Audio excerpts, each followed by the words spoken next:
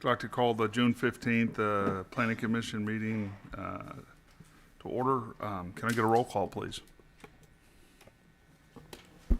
Good evening, everyone. Chairman Dibble, Here. Vice Chairman Schrader, Here. Commissioner Zarguni, Here. Commissioner Miller, Here. Commissioner York, Here. Commissioner Gonzalez is absent, Commissioner Mandel, Here. Commissioner Salazar Garza, here, and Mike Munoz. Here. Quorum established. All right, at this time, I'd like to open up the general public comment for the Planning Commission meeting.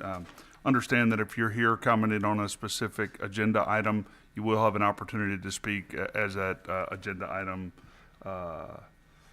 is presented. So is there any public comment at this time? Yes, sir. If you would please come up to the podium and state your name and address for the record.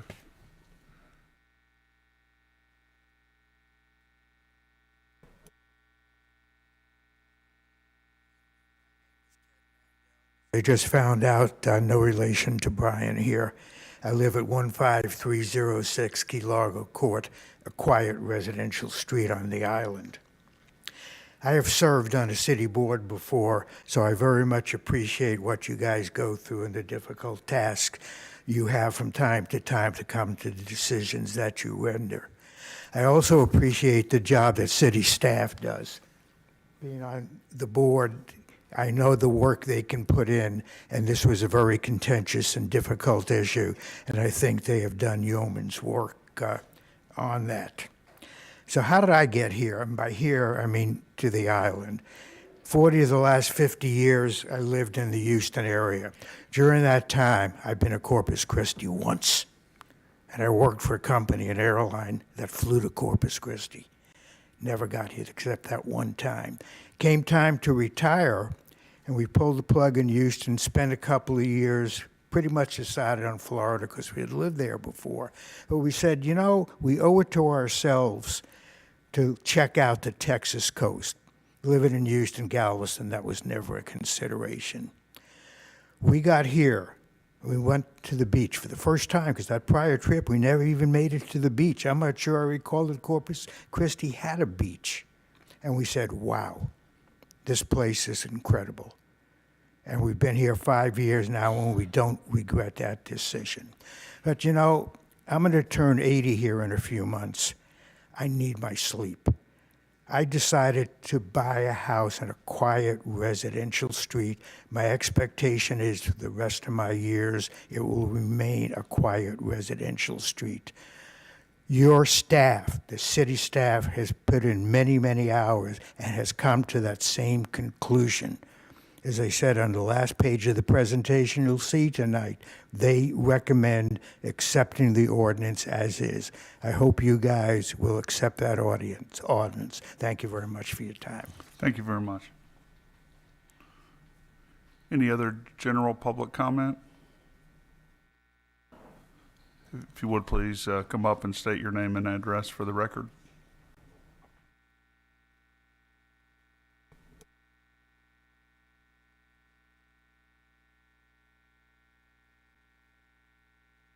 Hello, I'm Arlene Miner. My husband is Douglas Miner, and I live on the island at 13809 Halyard. Been in Corpus Christi all of my life and moved to the island in 1990, which I love. And the way that things are on the island with the RS6 ordinance as it stands is working. And it's something that should stay that way, not only because of safety issues for our children, running up and down the street. People know they're there because they live there. And when you have a short-term rental, they're not going to know those kids are there. And our quality of life is just going to diminish, as well as property value. It'll be a mess. And as a realtor, I can say that. How am I going to tell Mr. Seller that I cannot sell your home for what you want because you live next door to a short-term rental? And that will happen. But more, it's not all about the money all the time. We have to put that aside and keep things safe. And I propose that we leave things the way that they are. And yes, maybe consider new development. There could possibly be short-term rentals there. But as it stands, we really need to consider how things are working now. And that's all I wanted to say. Thank you very much. Thank you. Any other general public comment?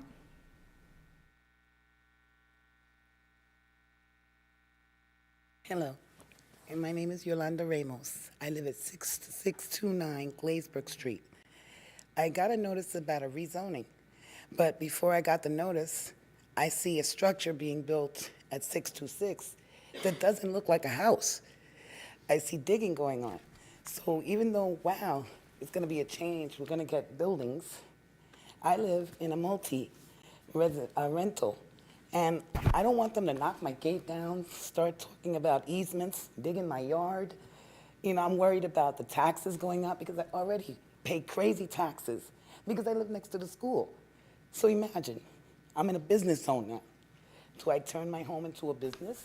Do my taxes go crazy? I'm seeing all these changes around me, and then I get this yellow form that says, come in and listen to what's going on around me. So that's how I found myself here. Thank you for your time. Thank you. All right. Any other general public comment? Yes, ma'am.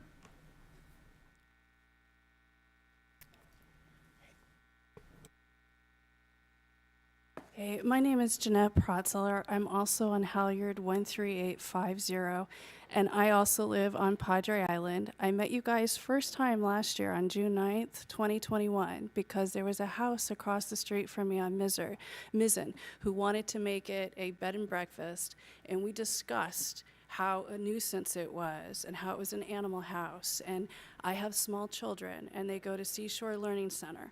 And we unanimously voted 9-0 that we weren't going to rezone it. And then a month later, I went down to the POA and I said, what is this?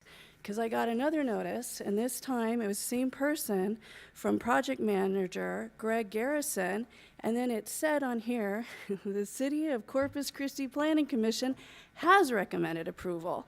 And I was like, how is that possible? I was there, I was on record.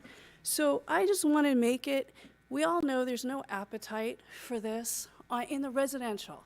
I'm not talking about the east side of Park Road 22 where the short-term rentals are already there. I actually got a hotel, restaurant, institutional management degree from Virginia Tech, class of 95, very proud of it. But I don't want that living in my residential neighborhood because I do have small children. They are part of the community. There's 10 of us kids on Halyard, as you know. They all play basketball at the end of the cul-de-sac. They all play in the canal. And we already gone through all the reasons: noise pollution, canal pollution, light, reckless boating. And if you do allow it, it's going to spread like a virus. And we're not going to be STRs for families. It's going to be commercial. And they have no investment in the community. They're not voters of Nueces County. They're not homesteaded. And it's not going to have any concern for the island life or what we built on the island and what's best for Corpus Christi. So I would just like my opinion known. And if you do decide, and I read in the newspaper, sprinkle it throughout the community, that the POA has what, 10,000 homes that you represent? 4,500, okay. And so if you do take 45, 10% of that, where are you gonna put the STRs? How are you going to pick the slots, and how many are going to be on the water? And that's all I have to say. But you guys know, we're not for it. We have capacity to let everybody have their slice, but just not in the residential section. That's all I ask. Thank you very much. Thank you. All right, is there any other general public comment? Again, there will be an opportunity to add public comment on a specific agenda item later in the meeting. All right, with there being none, I'm going to close this portion of the public comment. Moving on, I guess, to item 3, there's no approval of absences. So moving on to item 4, I'll look for approval of the minutes from the June 1st, 2022 Planning Commission meeting. I move that we approve the minutes as presented. Second. We have a motion and a second. All in favor, say aye. Aye. Any opposed? Okay, moving on to item number 2, the briefing on the proposed 2022 bond program.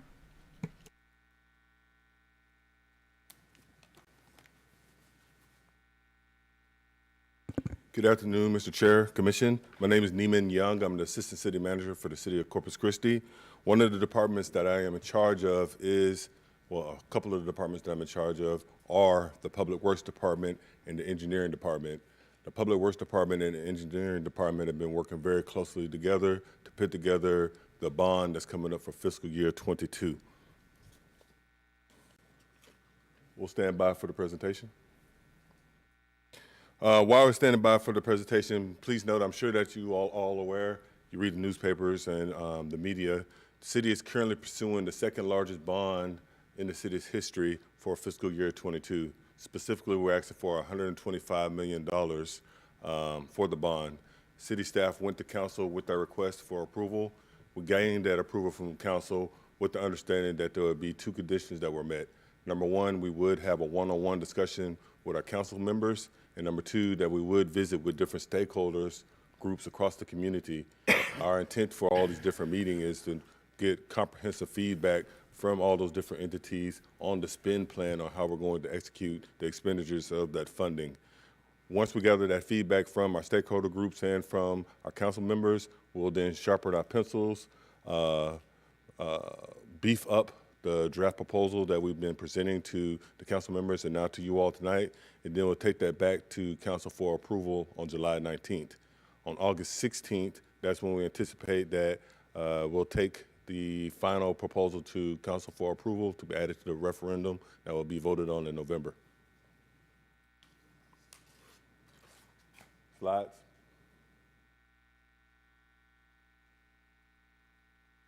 All right. Is IT working tonight?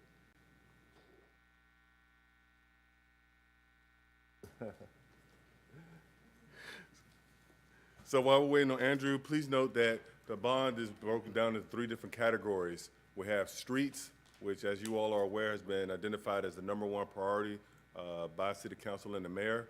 So 74% of that $125 million in funding is going to be allocated to streets. We have parks, of which $20 million, or 16% of the funding, is being recommended for earmarking the bond 22. We have $10 million for public safety earmarked in our proposal, and we have one project that's specifically the Larotama Library, which is our flagship library in the community. It's a project where we wish to renovate that building and bring it up to 2022 standards for facilities across the community. So we're coming before council with the request to expand and pursue $125 million. Naturally, that would not be done absent a strategy or left and right limits on how we were going to execute the expending of that money. And that strategy is captured here before you in our guiding principles. Number 1, we are going to pursue signature projects, meaning that we're not going to look at piecemeal projects or maintenance issues. If we're going to pursue $125 million, then we want to make sure that it's something that's tangible and impactful in the community. Number 2, we have rough proportionality, basically meaning that we want to make sure that there's equity amongst the different council districts. If you're going to spend X amount of dollars in Council District 1, then you should expect to receive that same type of impact in Council District 5 or 2, 3, or 4, wherever you live in the community. We also want to improve public safety, focus on economic development, and enhance the level of service that's provided by our recreation areas. One of the most important things that biggest takeaway from the slide is we're also focused on project continuation. We look at the bond as a promise to the general public or to the voter. We tell the voters in 2018 or 2020 that, hey, this is a project that we intend to pursue in the future, provide us the seed money to actually do the feasibility or the design on it. Well, we want to keep that promise and bond 2022, you'll see that we actually have projects that were funded previously for pre-planning and previous bonds, and in fiscal year 2022, we're actually going to construction to meet that promise to the voters. So first, let's talk about streets. And I'll just briefly go through this, and I'll stand by for any questions that you may have. But the first one that's identified in Manila, or light orange, is our citywide streets. We are requesting $7 million for McCampbell Road. If you're not familiar with that corridor, that's the street that bounds the H-E-B bakery. H-E-B, I'm sorry, 3 or 4 years ago actually invested in other surrounding streets to address flooding and flooding issues in the area, and asked that the city now step forward and put skin in the game and address McCampbell Road. Since H-E-B is a major employer in the city, we felt that this is an impactful project to help promote economic development in the community. So this is a project that we're earmarked as a high priority in the city. In addition, we have the extension of Yorktown from Rodfield to Oso Bridge. This is a $20 million project that's targeting the high growth that's taking place in the far south side. As you all are aware, there's a lot of residential development going along Yorktown Road. In addition, there is a school that's being planned by CCISD in that same corridor. So to get ahead of all that traffic and growth, we are pursuing this project to actually widen it, add the necessary curb, gutters, and sidewalks, ensure that it's a corridor that can accommodate that growth that's taking place on the south side. And finally, Beach Access Road is a continuation project. Our intent is to actually create another beach access point on the island. We already have the design paid for in Bond 2020, and now we're looking for the construction money in Bond 2022. The rest of these streets were basically discussed and recommended to our council members that either approved or handpicked streets for their respective district. In District 1, we have these recommended streets where we're going to target, number 1, North Beach area, which is a pretty high density vocal area, the Cal Allen area, and then upper, middle, lower Broadway, which is in the downtown area near the cathedral. District 2, this is a continuation on our effort to improve the Alameda corridor. As you all are fully aware, that's a pretty big commercial corridor that runs throughout the city. And if you have driven on Alameda lately, you'll realize that it can barely accommodate citizen traffic, much less commercial traffic. So we are continuing our improvements to the Alameda corridor to include Avalon and Robert. And we're actually asking for design money, so when we complete the construction on Airline to Everhart, we can have a head start on getting Alameda improved from Texan to Doddridge. In District 3, we have Bonner, Carroll, and Martin Street. In District 4, our largest target area is Flower Bluff. As you can see there, we have a $14 million that's earmarked to actually reconstruct 2.5 miles in the Flower Bluff area. And finally, in District 5, we have Timbergate and Aaron Drive, which is identified as the highest priority streets in that district by Councilman Hernandez. Or I should say one of the highest priority streets. Moving forward, I'll stand by any questions regarding streets. Okay. That then takes us to the $20 million that's earmarked for parks. Our plan is to actually renovate the Oso Golf Clubhouse. That facility was constructed in 1956. The last time it was renovated was in 1983. And since it is a great economic generator for the city, we figured that it's time to tear that building down, construct a new clubhouse, and bring it up to 2022 standards. In addition to us addressing the Oso Golf Center, we're actually taking a request to the Type B board and asking that they partner with us to address Lozano so we can build those projects simultaneously. In D5, we have Bill Witt, Phase 1, which is the pool. Currently, the city does not own a pool facility in the south side, which is unfortunate seeing that is our high growth area. So we actually are going to move forward with doing the construction on Bill Witt. The design was performed in the 2020 bond. That design is complete, And as a continuation, we're now going to look for construction in 2022. We also have $500,000 that's for the feasibility and design of the Holly Road Railroad Trestle Trail, which basically travels over the Oso Bay from Flower Bluff to the Nature Preserve on the other side of the bridge. We have $4 million that's going to be dedicated to our Parks and Recreation Master Plan. I know that we've had multiple discussions about the new master plan that's coming out. That strategy is almost complete. So to get ahead of it and ensure that it's not only a plan, but it's something executable, we actually are pursuing $4 million, so we have the funding behind it to go ahead and employ that strategy. And finally, we have $4.7 million that's been identified to do improvements to what we are calling the city sports complex, which we'll discuss in greater detail on the next slide. So these are the suggested renovations as identified by the Parks and Recreation Master Plan. First, we have the Labonte Park expansion, which is an interesting project. We already have money that was budgeted in the fiscal year 22 budget to basically demo the Cunningham wastewater treatment plant, which sits on the same parcel as Labonte Park. That project is moving forward and construction should be taking place within the next 60 days.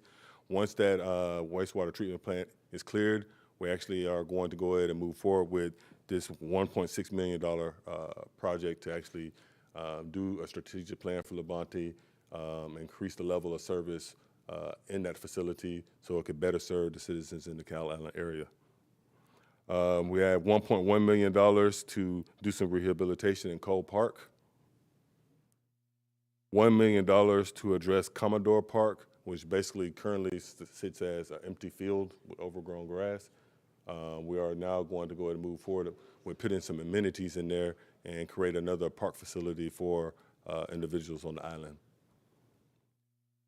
And then we have $300,000 for St. Denis Park to update equipment and bring more modern amenities to that facility in D5. This is the sports complex project that I was referencing earlier.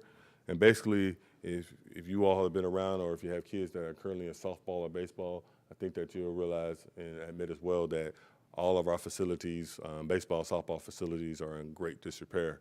This puts us at a disadvantage because sports tourism is become a very hot item for tourism and economic development. So we're currently competing with cities like Port Aransas. Unfortunately, they're currently beating us right now. So we're basically trying to play catch up so we can make sure that we get our fields renovated and we can start competing with those our neighboring communities to attract more tourists and more economic development to the community. Yes, sir. On that previous slide, what are those columns? The columns? Yes, sir. So the columns, we have. The grade and the two things. Yes, sir. That's a combination of the two, but what's different? The $135,000 is the estimated cost, and for example, I'm looking at the first column. Then $33,750 would be the soft cost, where it'd be the engineering design, or service allocation from the different departments. Okay, thanks. And then the final column is the complete total. I'll stand by for more questions regarding parks. I had a quick question. How do y'all do the budgetary estimates on this? I was looking at like the OSO clubhouse renovation where you're going to demolish one and build a brand new 10,000 square foot one, and I'm looking at the price tag of $750,000, and that'd be amazing if you get there. But I guess I'm just wondering. That's just soft cost. Okay, so all that is for the design of that? Correct. Gotcha. Yeah, that's not construction. I apologize. I was like, man, Should've made that clear. y'all are magical. We build clubhouses. It'd all be over the great city if we could do was that. Yeah, but those estimates, and that is for soft cost design, architecture, and engineering. But those costs are generated from the engineering services department, who has a long history of doing the forecasting for different construction projects. Yeah, go that was my place in the mistake. city. I thought that was a construction cost, and I was like, yeah, good luck. Yes, sir. More questions? All right. That then takes us into public safety, which is divided into two different departments. We have the fire department, and then we have the police department. For the fire department, we have $5 million earmarked for the land acquisition and design of fire station number 8 and fire station number 10. In addition, we have $1 million that's going to be allocated towards the design for the resource center on Ayer Street.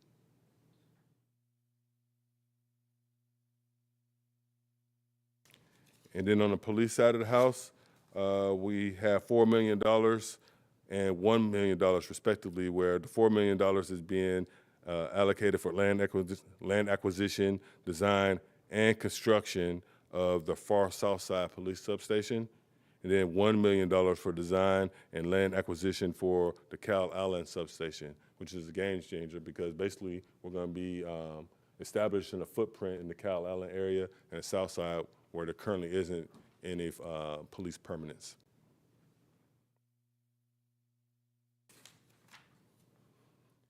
And then finally, again, the La Rotama Central Library renovation is going to focus on the exterior, updating the landscaping, addressing issues with the facade, and most importantly, we're actually going to move forward with modern signage so we can brand that facility and, again, ensure that it's providing that level of service that the community deserves. With that all being said, this graphic depicts our success in being able to ensure that we do meet that guiding principle of proportionality, or what I like to call equity. With this proposal, you can see that approximately 13% is being allocated across each voter district, with 33% of the funding being allocated to citywide projects.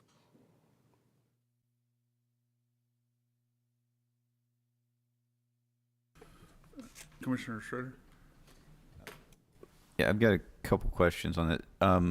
So what I guess the police substation work is the best example of this. What mechanism do you use to decide to go out for design and construction on one versus design only on another? Is there something about that particular site or location that predicates one being the whole thing in this bond and the Yes, other sir. being just planning? Simply put, fiscal constraint. We would love to do both, but if we can't do both, then we talk to senior leadership of each respective department and said, okay, well, what's your highest priority? And in this case, the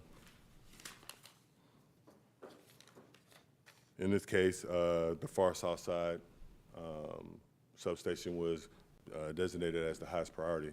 Okay, so, in other words, there was something else that pre-established the $5 million for police as the ceiling for that, and you had to fit what you, in other words. And as far as the funding, the pot of money for each specific category, that's really a discussion that's, to be honest with you, is identified as priority by city council. City staff takes those priorities because city council says, okay, what's important to us? It's going to be facilities, it's going to be public safety, of course, it's going to be streets and parks. City staff goes, we have our roundtables and meetings, say, okay, these are the priorities that's established, and basically it turns into a negotiation between each of the department heads on, how much money do they need to meet, current priorities in their respective department.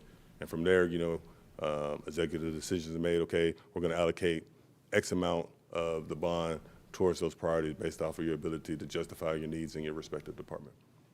Okay, so there's not, in other words, there's not a particular strategic or physical advantage to doing one fully and one not. It's really just more the top-down setting of that number, if you will, for that category, and then you guys fit what you can into it, basically. Strategic advantage, meaning? Well, in other words, sometimes these projects, the site constraints, the complexity or something like that warrant that, okay, we only, design it now, understand, get an idea of what it costs, and then go out for the bids at because we don't know enough at this point, whatever that is, to assign or to estimate an entire budget for the whole thing.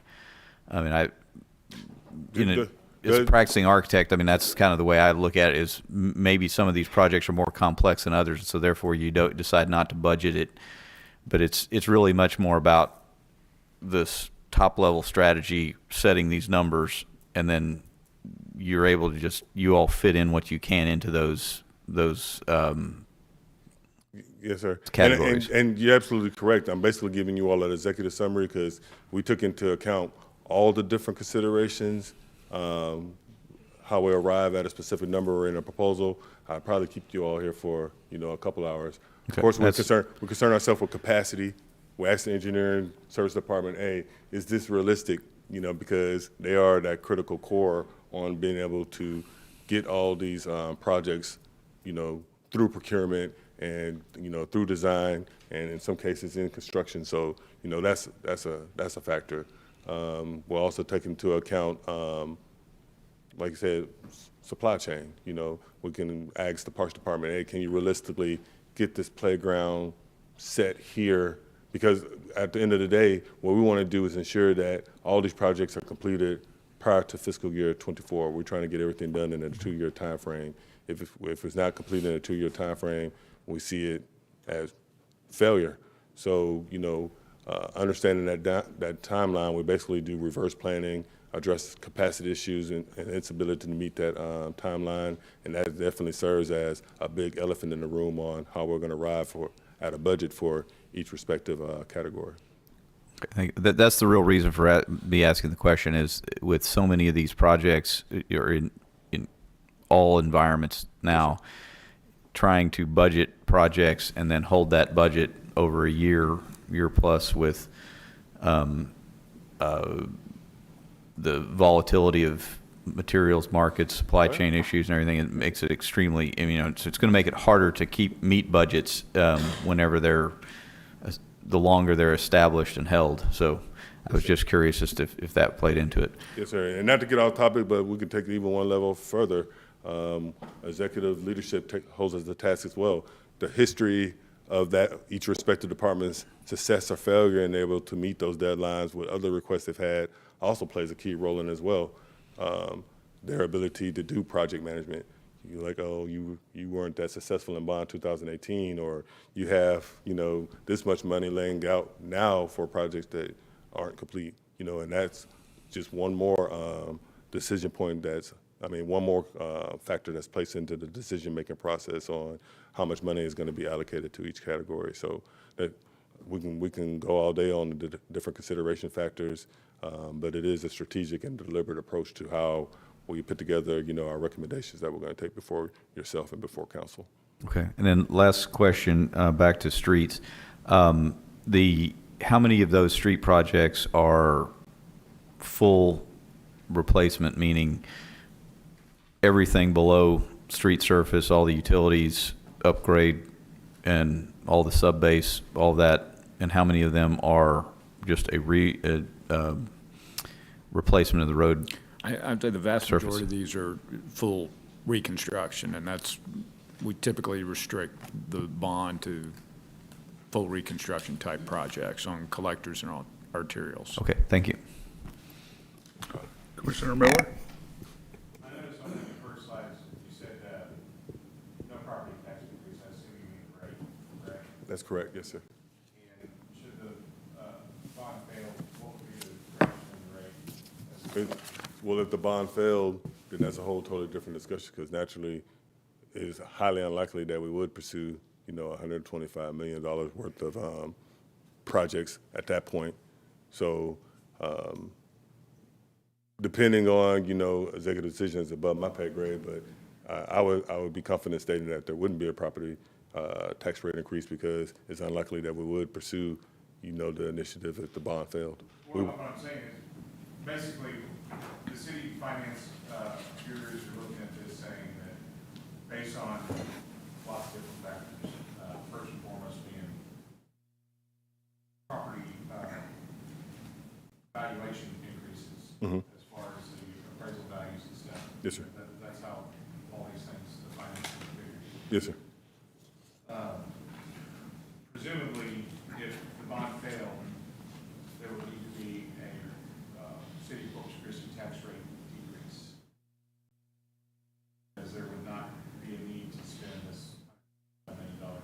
Is there any calculation on what that would actually be? And that's a question we could talk to our financial advisor about that. I'm not even certain that, because basically what you're talking about is reassessments based off of increased property values. I haven't been privy to those conversations with the financial advisor if it requires a equalization of the tax rate or not. That's something I could talk to them about and see if that is the case. And if it is, I can get numbers to that and make sure that the planning commission gets to. I could take a little bit of a stab at that. I think the impact on that would be small and in the future. Right. So I can't tell you how much, but normally, once the bond passes, we don't have projects shovel-ready. So they actually fund the start of projects with money on hand. We'll pass a reimbursement resolution that allows us to reimburse those sources when we actually do sell the bonds. So usually that happens sometime into the future. So the bonds that you would not have to sell for this are not going to be affecting, next year's tax rate. Right. It would probably be 2-3 years down the road. Yeah, but Okay, yeah, I just have a lot of concerns with this brave new world that we're in right now, with hyperinflation and things that are starting to, hit people's pocketbooks, and being cognizant of how we're spending money, at the federal level all the way down to the local level is something that's really important to me. And so I was curious about, because obviously right now, if there's no proposed rate increase, these projects could be funded presumably whether the bond passes or not, correct? You could conceivably fund them with certificates of obligation, but there's, no, you've got at least one council member that doesn't believe we ought to use certificates of obligation for anything, and those don't have to go to referendum. But Right. there's feeling that these public projects, we should go to the voters with a referendum.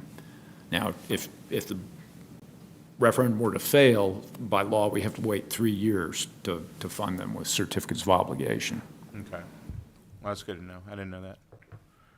All right, appreciate it. Any other questions?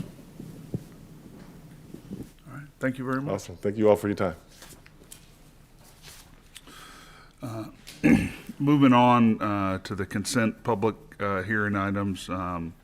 Those are items A and B. We can get staff to make that presentation. Mr. Demus, thank you.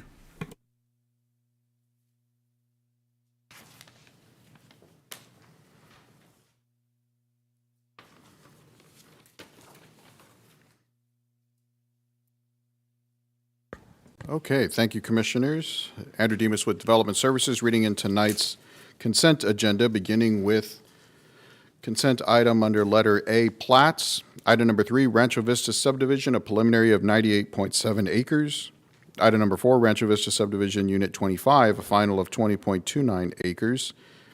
Item number 5, Flower Bluff Commercial, Block 1, Lot 1, a final of 5.34 acres.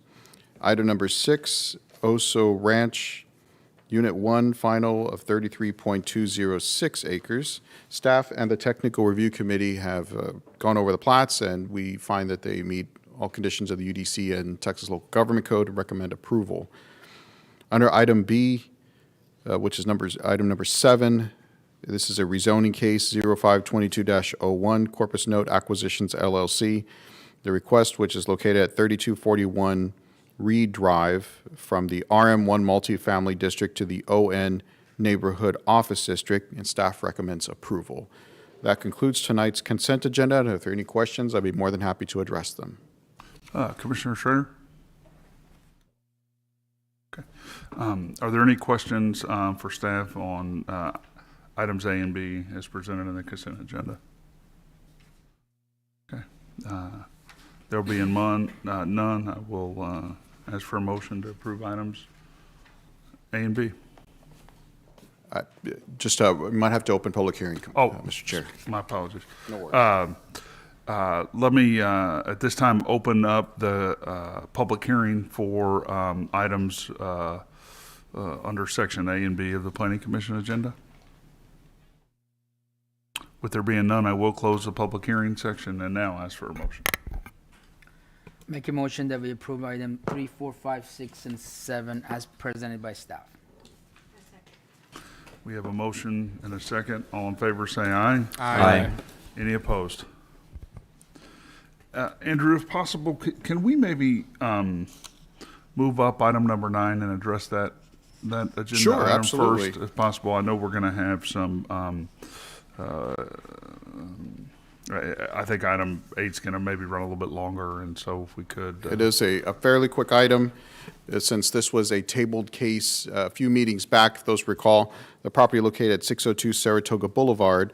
The case was originally tabled to get a little more information regarding a transportation impact, traffic impact analysis from TxDOT, getting their feedback, in which we did have a discussion with it. But just to kind of quickly refresh your memory, the property is over 200 acres in size, currently zoned FR. This is almost just to the east of the intersection of Old Brownsville Road and Saratoga Boulevard. In this case, after discussions with the applicant, we found that it would be simpler to split the tract into 2 sections, a portion that is located outside of what is considered an accident potential zone, really, in all actuality, the J-list, the joint land use study, of those who recall, it calls it a safety subzone, which is similar to accident potential zone, meaning it has the similar dimensions, a little bit different how it's categorized in the joint land use study, but nevertheless has similar types of ideals, meaning we want to limit density, we want to make sure we're not putting 200-foot tall type of structures, we want to limit the amount of negative impacts to flight traffic. So that being said, that is why you see a split between Tract 1 and Tract 2. Tract 1 would be a recommendation for the RS 4.5 without any type of special condition. It would just be a straight rezoning. Tract 2 would be a special permit starting with the the residential estate, which is your 1 acre style tracts, but adding a few conditions to account for the safety subzone. We also took into account the large amount of area within that same safety subzone, Tract 2, that is under a floodplain designation. So already you have a few different obstacles you have to work around, almost like you have a threat that comes from below, being flood, and a threat that comes from above, being from the airport. So working in the middle of still finding a viable solution for residential development and accounting for those obstacles. We did send out 13 notices. We received only 1 back in opposition, which is just under 6%, and 1 in favor. Now, the traffic impact analysis that seemed to be the source of all the discussion that resulted in the tabling, after visiting with both city and state staff and looking at the actual traffic impact analysis, it was phased over 10 different phases, roughly over 10 years. So that's saying that what signal possibly being needed or the widening of Saratoga that could happen in the future would not happen until you're getting into those later phases. So out of 10 phases, maybe near phase 6, phase 7, you might have to have a little bit of a widening of Saratoga. But those first handful of phases is not going to generate the amount of traffic to risk any type of extra improvements to Saratoga just yet. Now, TxDOT, just like you saw with the bond presentation, has their own schedule of short-term, mid-term, and long-term improvements. As you know, there are many projects in the area that are happening as we speak, between Nueces River, Yorktown being widened, you have the Harbor Bridge itself, the JFK Causeway. All of those TxDOT dollars are tied up at the moment. So yes, inevitably the widening of Saratoga will occur. It's not going to be on a short term until obviously those projects are completed. So fortunately, with this traffic impact analysis being phased over so many years, that allows the time for TxDOT to come back around and loop back to start looking at some of these other projects and how they're being ranked. So we do have time. Now, getting into staff analysis and recommendation, again, contending with the issues with the floodplain and dealing with issues of the safety subzone, we found a good happy median. So as you'll see, Tract 2 is roughly about 78 acres in size.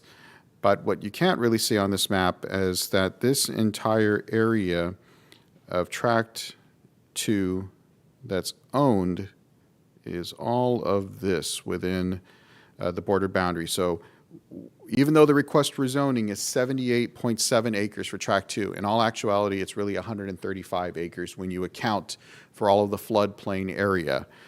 That's all to say that when we look at density, and what you'll see in the special permit recommendations is, even though you see 4 units per acre right on Unit 1, when you cost out or calculate how many actual structures or units that comes out to, it's roughly about 440 units.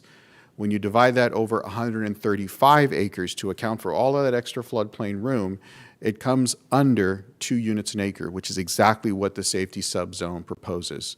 So we did find a way to get the number of units to make it a viable development, but still respect the Navy's recommendations and the recommendations of the International Airport to keep it at that 2 unit per acre level. So that is why we're proposing a special permit, again, for that Tract 2 area right here on the center of your screen. And Tract 1 would be without any type of special permit conditions. It would be a straight rezoning to the RS 4.5. We did, of course, add a few other conditions to account for stormwater, because we still don't want to encourage having any detention or retention ponds that could be a bird attractant for any flight traffic. We're still asking for a little bit of open space of 10%, and obviously we don't want to have any homes constructed in a special flood hazard area, which as we've gone over these conditions with the applicant, we found that good common ground, that agreement. And that being said, happy to say that we did find a compromise, and this having staff's positive recommendation behind it. If there are any questions, I'd be more than happy to address them. I know it's a lot of data to kind of absorb, no pun intended, when it comes to stormwater, but. Commissioner York? Yeah, I've just got 2 questions. One on the line that you drew to break up the 2 zones.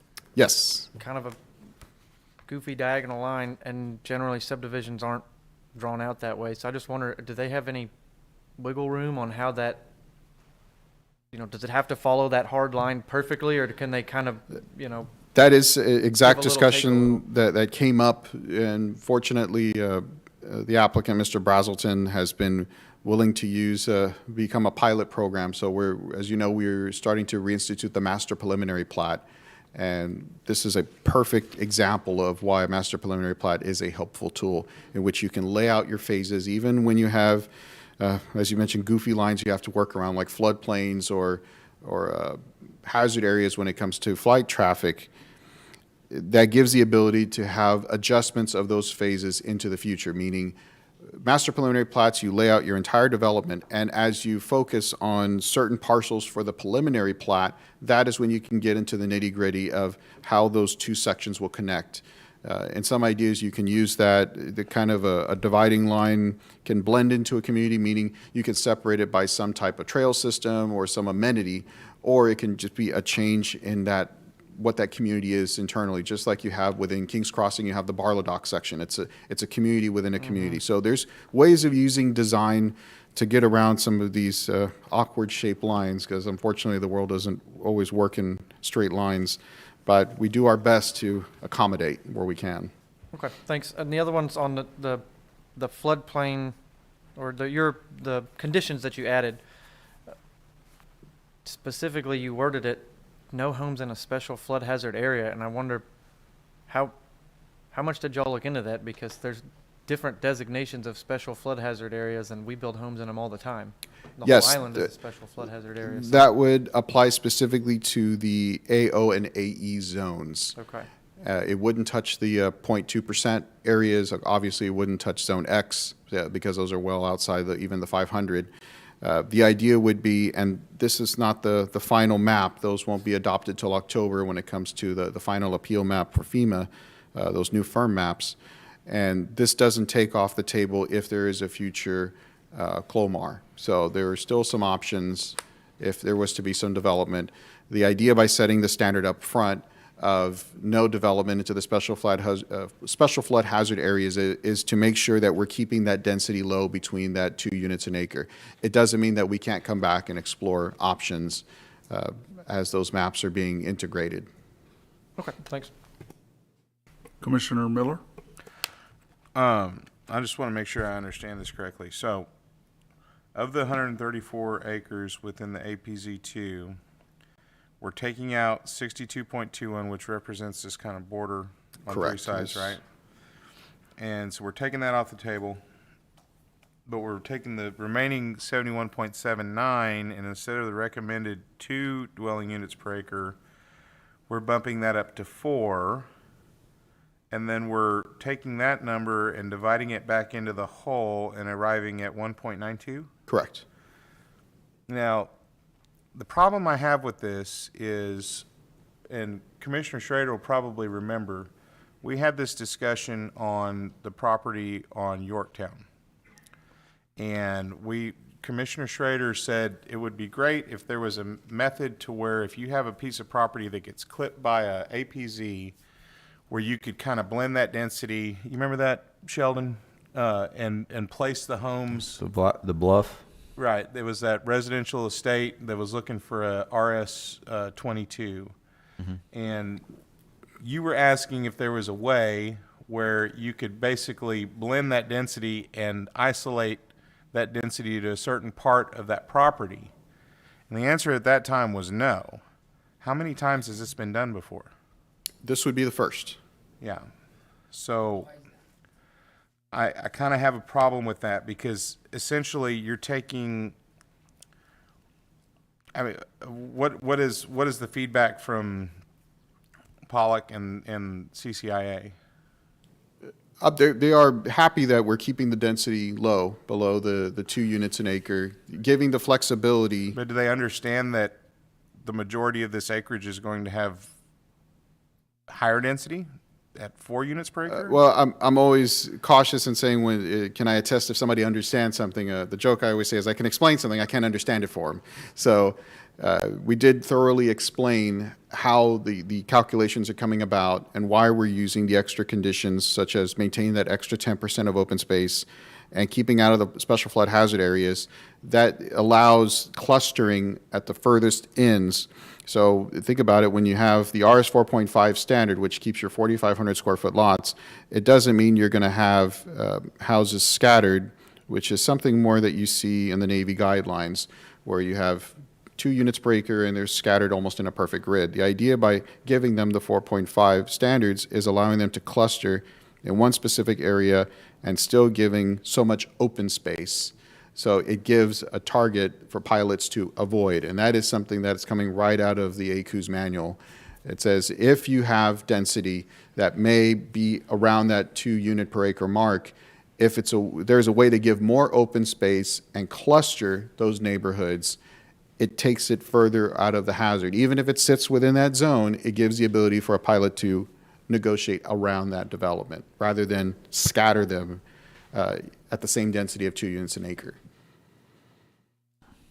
Okay. So, I mean, if that speaks to what I was talking to, and that also aligns with if you then align that with the flood areas, where those areas that are either closer to flood level or in floodplain, they become the green space as well, because that was the same issue in Flower Bluff, and I think those two things have the potential to work together if they're laid out in that way, and then potentially a development like that can be of higher value because the green space, people weigh that value higher and the property value higher, even though it's technically not buildable to them, but they get to enjoy it, appreciate it, use it as and Passive recreation. Exactly. Correct. And we're getting the flood protection as well as the density, low density that Mr. Demas is speaking of, and it's a more practical reduction in density because it has these open areas that somebody could theoretically miss the clusters. So my question was along the lines of that in respect to this area is indirectly affected by Lavoya Creek improvements, correct? Correct. And so does the calculation for flood, does it take into account before improvements or after improvements with the FEMA maps? This is as the appeal map is today. It does not take into how the map may change After once that. La Jolla Creek becomes Okay. a little more operational. Now, that's why the master preliminary plat phase is so important, because it does set the standard early on that we are going to have to circle back and account for this at some future time. It's just not that, no, but I would say, I would think a wise developer is not going to start developing in the most difficult area of their development. They're going to start with the simple subdivision portion first. So that's why I know it's not to kick the can down the road, but I know it's something we will have to come back and circle to. Okay, thank you. Any other questions for staff? Yeah, I have Commissioner Zarguni? Yes, sir. Help me understand this. On this 78 acre that they're gonna get 4.5 lots per acre, right? 4 units per acre at the 4.5 standard. Because that 63 acre technically is not buildable because of the FEMA map, right? Correct. So is that within the guidelines that Navy and them are okay with it? Because the houses are all gonna be very close together? It's actually favored that you would cluster houses, because again, it gives a pilot the visibility to say that entire subdivision is clustered in one spot, and that's where we want to avoid, rather than scattering 2 units an acre throughout the entire development. So instead of sprinkling them, it's better to cluster houses. Okay, and you also mentioned with the traffic study y'all did, the developer is planning to do this in phases, 10 phases is what I heard. Correct. That's gonna be 10 phases, one at a time? Correct. Okay, because, I mean, with all due respect, if they're gonna open up 2 of the phases at the same time, that's gonna bring a lot of traffic without Exactly. addressing this at this moment. So I wanna bring So that if, up, and I wanna for, make and that's a good hypothetical. So let's say a developer comes in and this property is sold to a different developer, and the developer says, I want to do three phases at the same time. They would use a preliminary plat to account for those 3 phases. At the preliminary plat level, they have to turn in their utility plans. They have to show the cross-sections for your right-of-ways. You know, those arguments we have every time about sidewalks and street widths, all of that fun discussion happens at that preliminary plat phase. At that point is when they have to account for that traffic mitigation has occurred if it's needed at that particular stage. And that has been discussed with developer right now, right? Absolutely. Okay, thank you.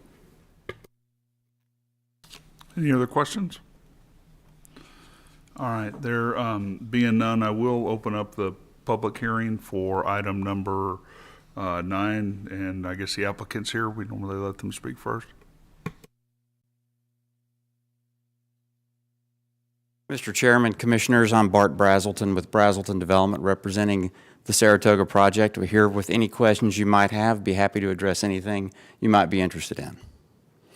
We're very excited about this project for a couple of different reasons, though, I thought I'd bring up to you. One is this will be one of the things we've long been working on as a company, but also the city direction to get housing in the West Oso School District. So West Oso is the school district for this area, and we've actually talked to them about perhaps a school in the area in the future. Also, this will be this project is focused on, I don't use the word affordable housing anymore because it doesn't exactly, so I'm going to say affordably priced homes. That's the goal and the focus here is to put homes on the ground that families can actually buy. So that is one of the 2 of the main reasons that we've focused on this area. We've worked diligently with the staff to come up with some solutions to the challenges, and we're very excited about the project. But again, I'd be happy to answer any questions you might have. Commissioner Zarguni? Andrew answered my question, but I just want to make sure that that was discussed in terms of the phases, because we've talked about this. The biggest issue was the traffic study in the last time we talked Yes. about it, when we tabled it. So you're planning to do this in phases, right? Like not 3 phases at the same time, because Correct. it hasn't been discussed with TxDOT in terms of signals, maybe extending the roads, things in that nature. So I just want to make sure that was discussed with the staff. So. That's correct. That's what we talked about. And actually, the recommendations or the offers that we put into our traffic impact analysis that was in our land use statement recommended, already had recommendations in it. And if you were to go back, now again, I'm not a TxDOT expert, but if you were to go back and look at similar type of subdivisions, the things we are proposing is what TxDOT would propose. So for the near future, the impact on the system will not be so overwhelming that it would cause, you know, we don't need 5 lanes there next week. Commissioner Miller? Well, and let me clarify this. This is not an APZ. This is a safety subzone. It's a very good question, but I want to throw this out. There's also a recommendation that the FAA does not require studies if you're more than 10,000 feet beyond the end of the runway. If I remember correctly, we exceed 10,000 feet. So under municipal control or federal, and even federal control for an airport, this land does not have any restrictions on it whatsoever. The safety subzone, clearly when you read the ACU's wording, is similar but not the same. And so I feel like we've really tried to come forward with a solution that met the spirit of the rule of the guideline. The other thing is most of the flights out of Corpus Christi go north, not south. So the traffic over this is minimal. Certainly not what you would think of as the normal case flying out towards Houston and Dallas. We have built, or in fact, we built subdivisions in what's soon going to be an APZ2, if my friends at the city have their way. So we've had, in that regard, we have had a lot of experience with that. I'm just curious if you have to. As far as Commissioner, it's a great question because that's one of the questions we asked our friends at the city when they want to, and the director gets very upset when I call it a certain type of thing, so I won't. But as far as we understand, no. It's just, it is, and one day it is, and one day it's not. The impact, even if you look at the impact this has had, that ACU zones have had around other military facilities, I mean even ours locally, construction goes right up to the edge of the line. And it has not really been too much of a problem in terms of the market. And your earlier question about clustering, our goal would be to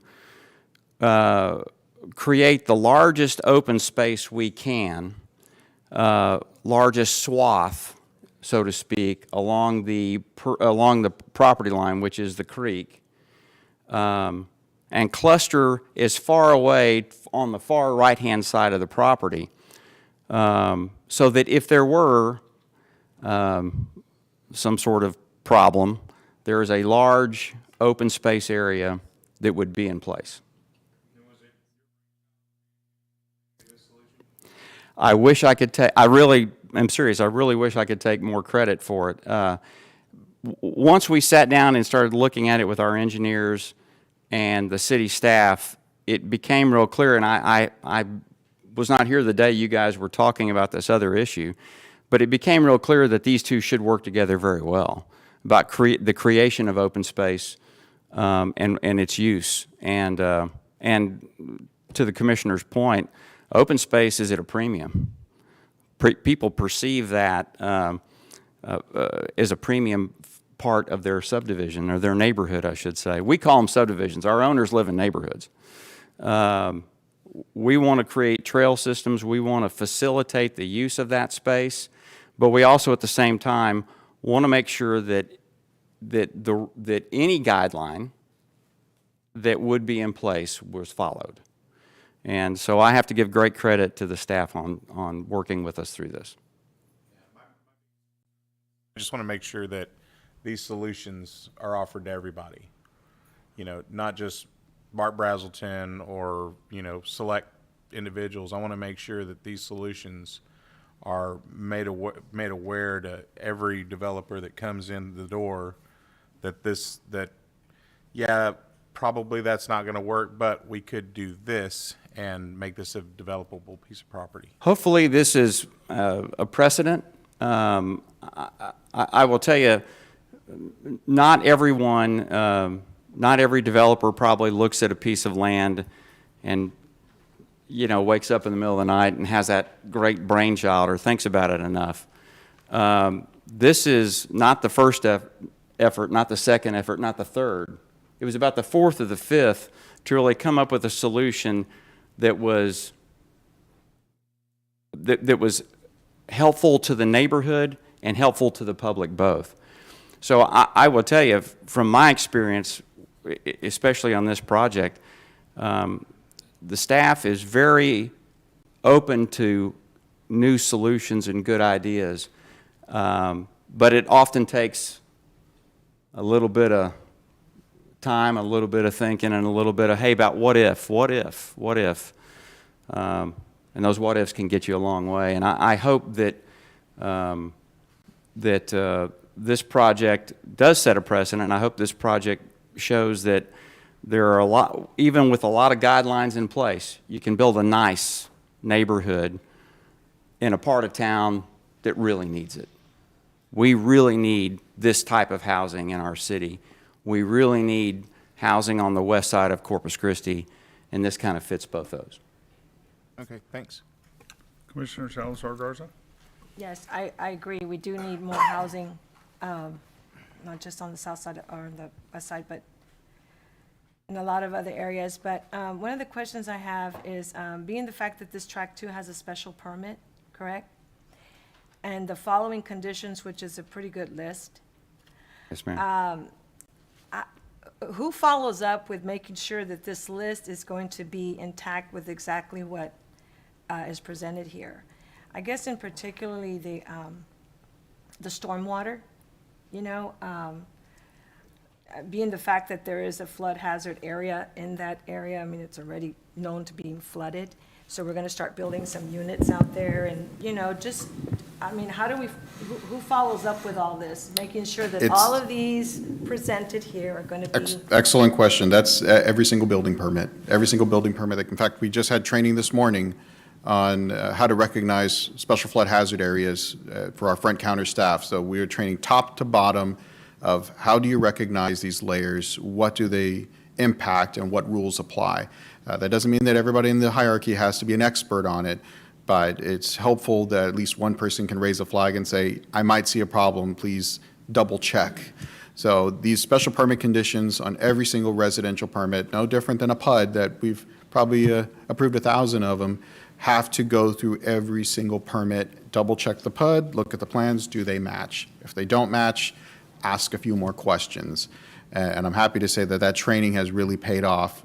Good and bad ways. My emails went from one email from a plan review to about 50 emails from a plan review, but I'm glad they're asking the question, and that's real boots on the ground training. That's good to know, because we do need more housing, as you said, but we need to make it in a structural manner that it's not going to be causing a lot of issues in another 5, 10, 20 years. Thank you. And the one question on disclosure, it's only in the case of existing housing that's being sold within a APZ. But brand new housing does not require disclosure. That's a state, you can thank our wonderful state legislature. Well, that doesn't make any sense. Welcome to the state legislature. Any other But this is not an APZ. Let me just clarify that. Correct. This is not an APZ 2. Or crash zone. Crash zone acres. I didn't say it. Did I? Did I say it? No. We're going to try to avoid that. You and my dad should be the marketing team. I really hope, and I think when we get to the plats and we start bringing them out, I think it'll be a lot more helpful. Zoning, especially with all the permits and all the exceptions, and it's a great question, Commissioner. It's hard to visualize. I think the plats will be much more helpful in terms of seeing what we're actually going to be planning to do.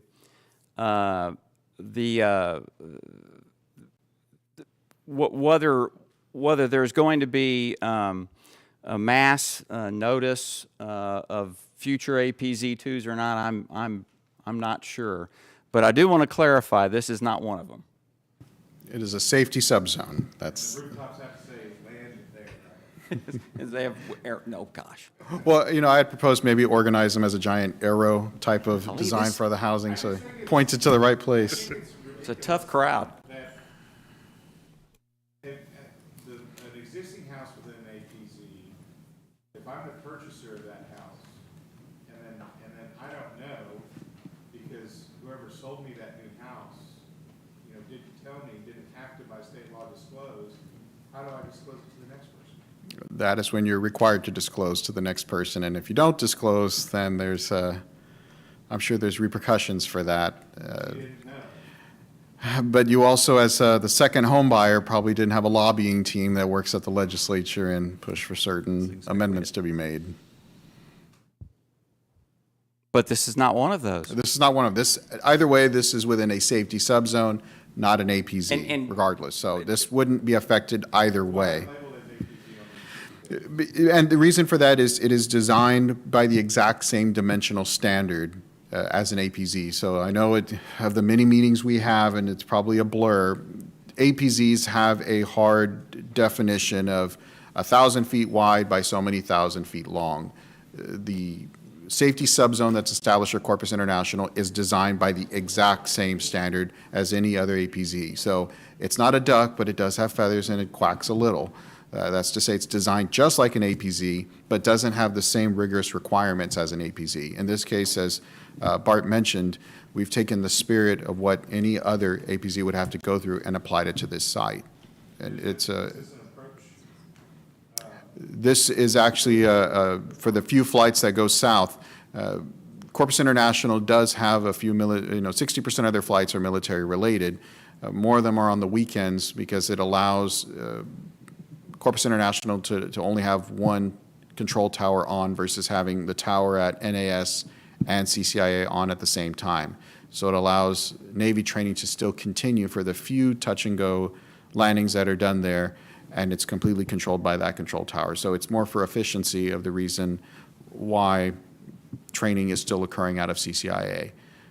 Hopefully with the great work that our airport staff is doing, more commercial traffic is coming in for civilian aircraft. So I foresee over the future, that scale is going to tip back more to a majority of civilian commercial aircraft rather than purely military training.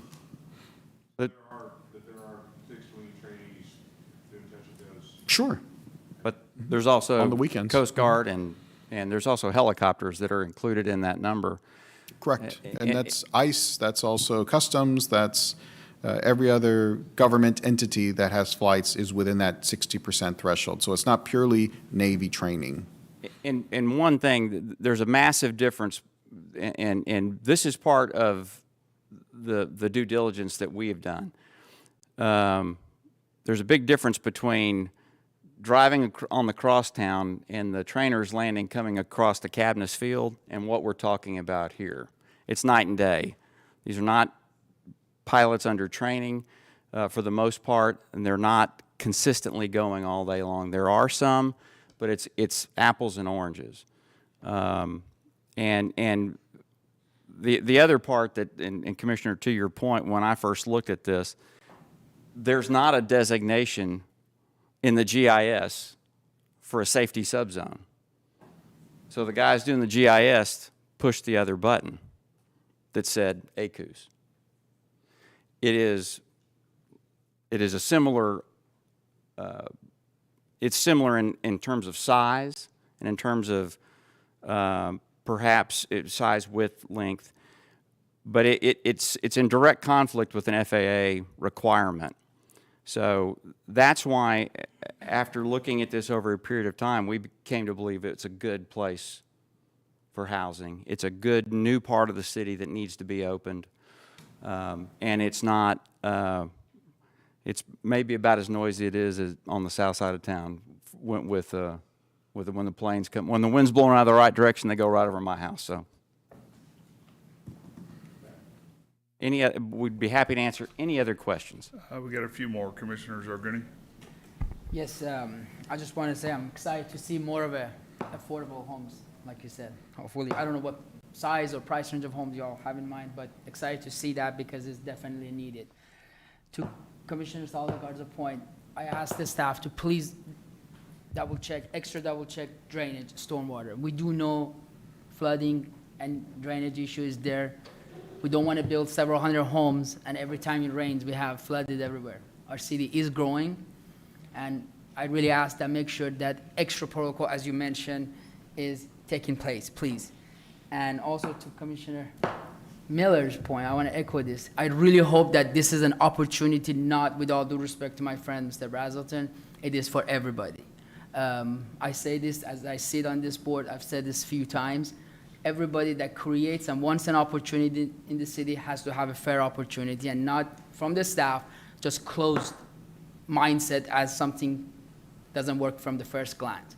I'm pretty sure this project that you are working it, in order to get the number of units and houses that you are planning to, it had to have some creative ideas. It's a long discussion. Take this consideration for every single builders, every single people that want to service and improve our community. Is all I ask. Thank you. Commissioner, to your point, the open space, and I wanted to address your open space to kind of and reassure you as well, Commissioner Salazar Garza, is that the open space we're creating is going to create a buffer for the most part between any housing and any potential flood area. So we're not going to, there's not a plan to build right up to it. In fact, there is a plan to take that swath and widen it. That would be where the space would be. So that's a great question, but I want to assure you that is one of the key things we're looking at in terms of design. Commissioner Munoz. I think you touched on what I'm asking about, but in relation to the floodplain, if I heard you correctly, Mr. Demas, you said that there can be no development either of houses or open space in an AE or AO area. Correct. So the reason that we have that language in there, and it's not against Mr. Brazelton, it's a check and balance to make sure that areas that are not developable, you wouldn't get a bonus to count that towards your open space. So that language was written very specifically to say open space is open space, not to count a few pieces that are undevelopable anyway, therefore count it. No, it's true 10% open space. And the map you included on page 4 of your presentation, is that an accurate representation of the flood map, the FEMA map as it stands today? Correct. That is based on the latest appeal map, which we hope will be approved in mid-October. Okay. And what is allowed in open spaces? Are parks allowed or trails allowed? Absolutely. In fact, there's every amenity that Mr. Brazelton mentions is encouraged in open space areas, both active and passive recreation. The idea is to get folks out of their home, out from behind their iPads and back out into nature. Hopefully the days that aren't 100% UV radiation, but on the cooler days or when the sun goes down a little bit, to get them outside of their homes. It's a lot of land in that flood zone. Yes, sir. And Commissioner, to your point, and with the legal department sitting here with me, we build parks. As a developer, that's our goal, is to build a park system into a subdivision. What's really unique about this piece of land, and maybe perhaps some other developers may not have looked at it this way, is that we've always built parks. This gives us an opportunity to build a park system and create and attach it to an open space that will always be open. That's a real unique thing in Corpus Christi. We don't have much of that. This area has brush, which are trees in Corpus Christi. I got to remind people, that's a tree in Corpus. And it's also got a view. And one of the great things about an RS 4.5 neighborhood that is adjacent to a space like this is that's a premium. A long view is a premium regardless of you're looking across a park or a potential, I like the term seasonal creek. That was a term I'd heard, and that's what, of course, that's what Lavoya is. So we work diligently. We have the two of the largest parks in the city built by developers, or in fact, I think it's two of the only parks built by developers were built by our company. And we want to bring that to this neighborhood as well. Unit 1, when we bring it to you, we're trying to focus on getting a park into Unit 1 and a system of a trail system connectivity back to the open space in the back. Thank you, Commissioner. Commissioner Schrader? I guess I wanted to try to lend a little different perspective to this conversation, because I think in going forward it's going to be pretty critical. Is we've got to stop thinking about these things in the conventional way. I mean, the huge advantage, not only to, West Oso School District has been underdeveloped, under student populated for years. The city has a lot of infrastructure in these areas that we don't have to pay for as taxpayers to extend out to some place that is this theoretical private school area because everybody wants to run out to some unoccupied area that we don't have any services to. We've got them here. Nobody wants to develop it, and I don't know why, but you do have to be a little creative about it. So all of these techniques are available to every developer. It's not for if you come up with a more creative technique to use a piece of property that's more challenging to develop, it's not because you get the exclusive rights to it. It's because you were more creative about doing it. We have to start embracing projects like that. We have to challenge the developers to do that instead of taking the same cookie cutter and trying to stick it over here on a flood-prone area. We've got more of those. We're running out of land to develop. We've got to start looking at that and thinking about that this way. So I really appreciate that you guys are taking the chance. And I think I visited with you 10 years ago about trying to get one of these areas in West Oso opened up. So I'm really looking forward to this one taking off.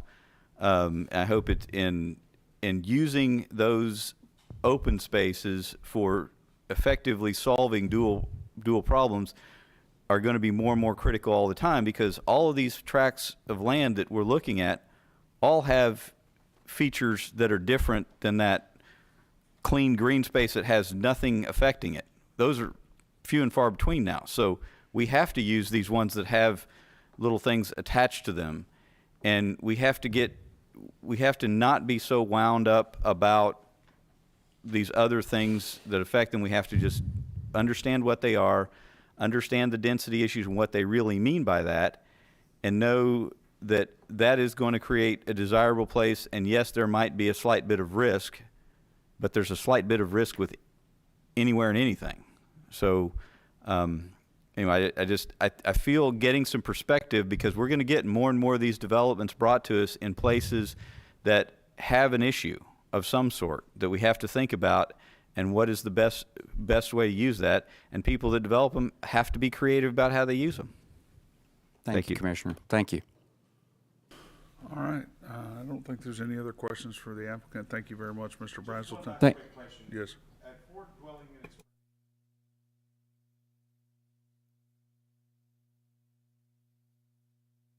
RS6. Yes.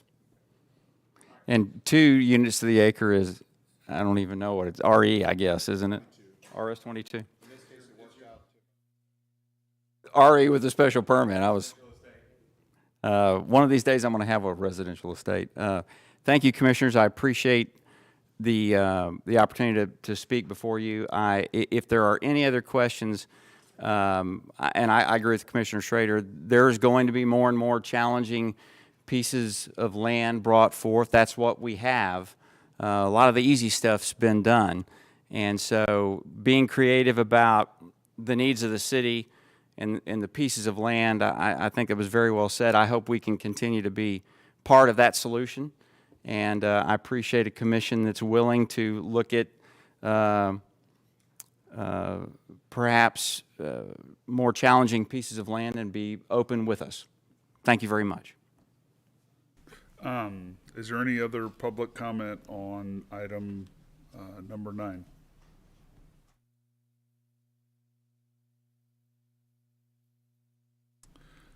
Just a reminder, if you would, please state your name and address for the record. Hi, my name is Jose Ramos, and I live at 630 Glazebrook Street. And I'm wondering if I'm at the right place. I have questions about my neighborhood, and I'm hoping this is the place I bring them to. Am I correct?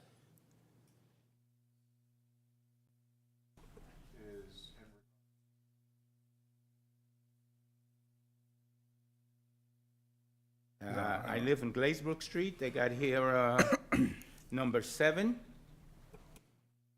Number, Reed Street is right next to me, is right across, right where I live. yeah, Yes, but that, so I can give you a quick recap, sir, was a case for the construction of a medical office. So that was the purpose of the rezoning behind the shopping center where HEB is located. Okay, right next to me, they're building a structure that doesn't look like apartments. It looks like office or something. Yes, you have the Almui Pediatrics building that's being built at the corner of Gordon and Alameda. This is just behind that. That is going to be another medical office. I'm talking about 626 Glazebrook. That doesn't look like an apartment. Doesn't look like a house. And I see the rezoning. Does that rezoning apply to where I live, Glazebrook Street? This is a portion of Reed, which is separate from Glazebrook, is where this site is located. The other site you might be thinking off of Glazebrook, there was some signs that a developer left up for a car wash business. They haven't taken them down yet. But other than that, there have been no other rezonings in the area. No. Let me explain. Maybe I'm not explaining very well. I live at 630 Glazebrook Street. Yes, sir. Right next to me is 626 Glazebrook Street. Structure is coming up. It doesn't look like a house. It looks like I don't know, a church, office, something. It's got big rooms. It has big windows. Doesn't look like a dwelling. Then I see this about zoning changes. Has that zone been changed? And I understand Jolanda, who lives across the street from me, 629 Glazebrook, got a letter about the zone change. Is the zone changed or not? I'll tell you what, I'll speak with you separately. That way we're not tying up the commission meeting, and Appreciate that. we'll go over it. And I can pull it up on my phone, and we'll look at the address. Thank you. You bet. all right, any other public comment on item number 9? With there being none, I'll close the public comment hearing, and I'll look for a vote on, motion on item number 9. Make a motion that we approve the number 9 as presented by the staff. Second. Okay, we have a motion and a second. All in favor, say aye. Aye. Aye. Any opposed? Okay, moving on to item number 8, the short-term rental ordinance, phase 2.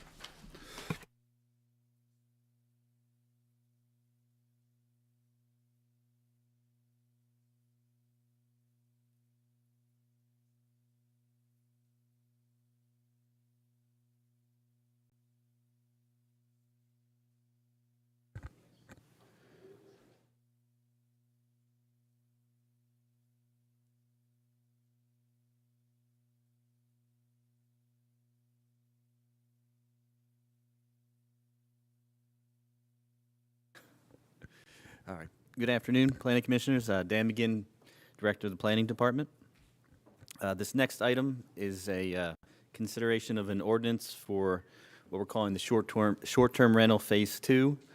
And this ordinance captures just a very small portion of the Unified Development Code, really just one section, and we'll show that to you.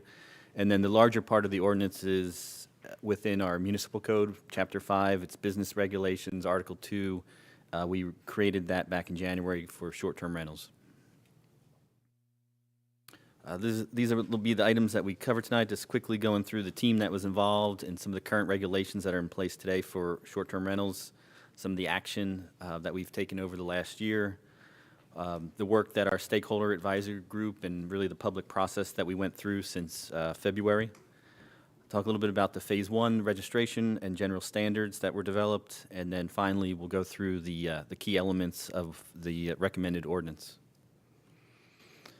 So again, the team, I've kind of been the spokesperson, but certainly this item touches a lot of different departments across the city. So we've been working with the city manager's office, development services with Michael Dice, our planning group, the legal department has been involved, code enforcement, and then hotel occupancy taxes covered by Heather and our finance group.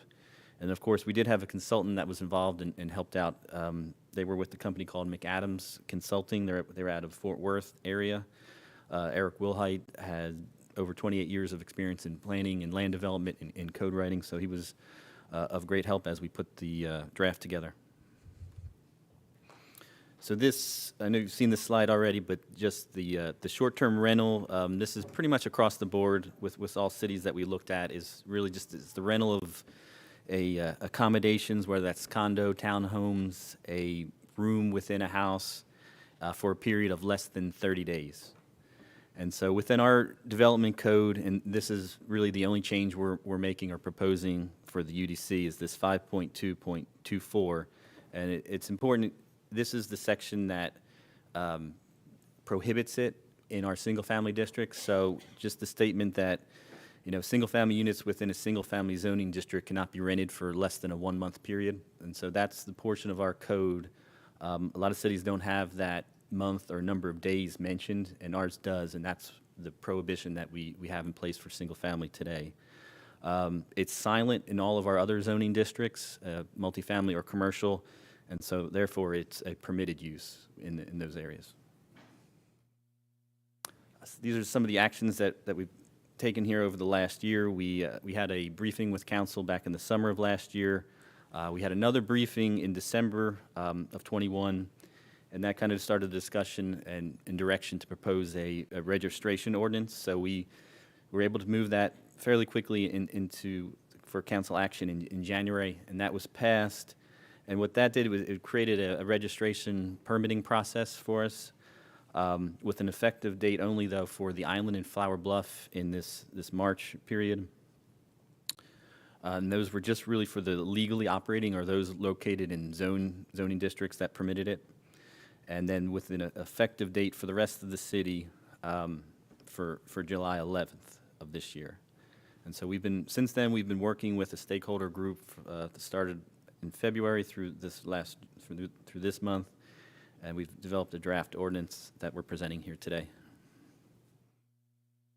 The stakeholder group was made up of 17 members. We try to find a good balance of neighborhood representatives and those that work or operate within the short-term rental business. And geographically, we had members from different parts of the city involved. And they provided input and assistance in developing the ordinance. We first met with them in February. We looked at different best practices, the different kind of ways that other cities are looking at it with the different types or tiers of STR units. We looked at areas across the city of where it could be permitted or maybe not permitted. And then, of course, best practices that are occurring in Texas and across the country. And so just kind of going back to that January 11th council meeting. And so at that meeting, they established the registration ordinance, but we also did talk about this phase 2 part and the need to look at single-family neighborhoods to determine what areas or if it would be appropriate, and with the idea that to allow it at some level, but obviously we wanted to protect the integrity of the neighborhood. And at that time, we had direction to come back to council with an ordinance for July, and that's why they set that STR registration requirement for the remainder of the city on July 11th. So we're kind of on schedule with that direction that we had from them back at that January meeting. And so we've had 7 different meetings with the group. We had a public process in that we've created a project website, and so all the stakeholder advisory group meetings, those links to those meetings were all off of this project website. The PowerPoints and presentations we did, everything has been on that website for everyone to view and look at kind of our progress as we went through it.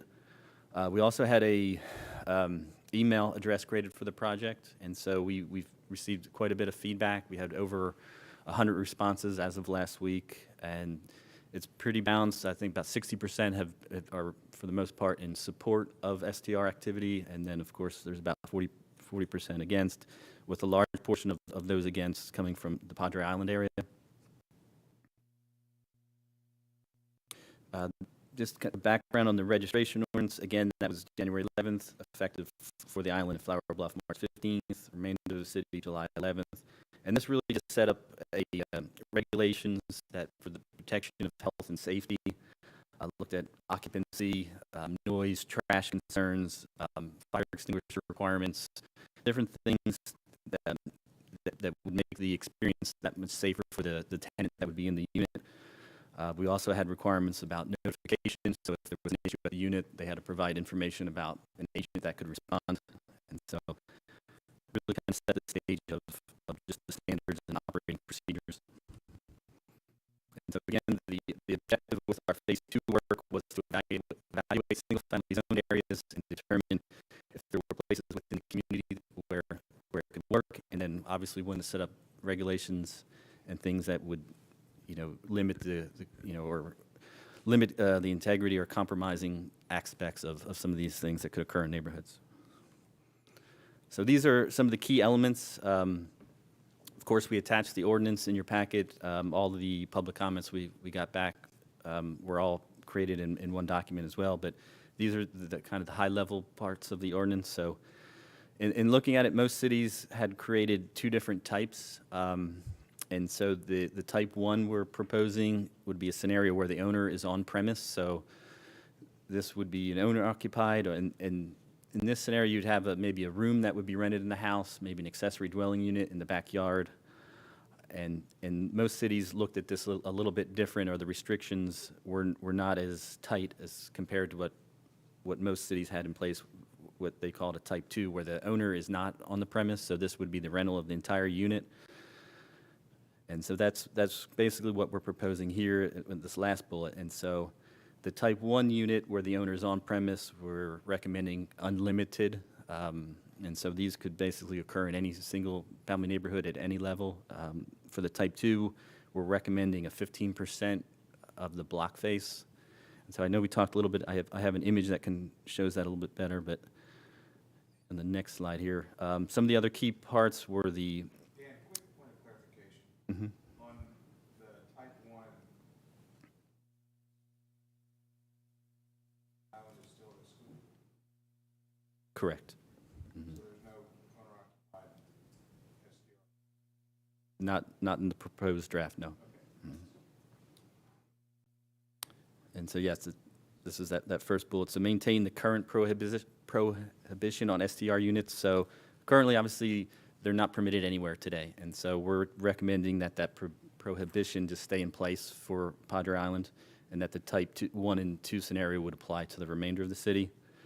We're also recommending that a special exception process, which would allow an increase in the percentage of a block or street face achieve that percentage level. So we don't anticipate too many of these. Maybe there's parts of the community, Flower Bluff may be one that sees a lot of activity, but so that's why this process would be in place. So if you have a street where it made sense and a lot of the owners of that particular block were on board, they would obviously support those applications, and that percentage level could be approved through that process.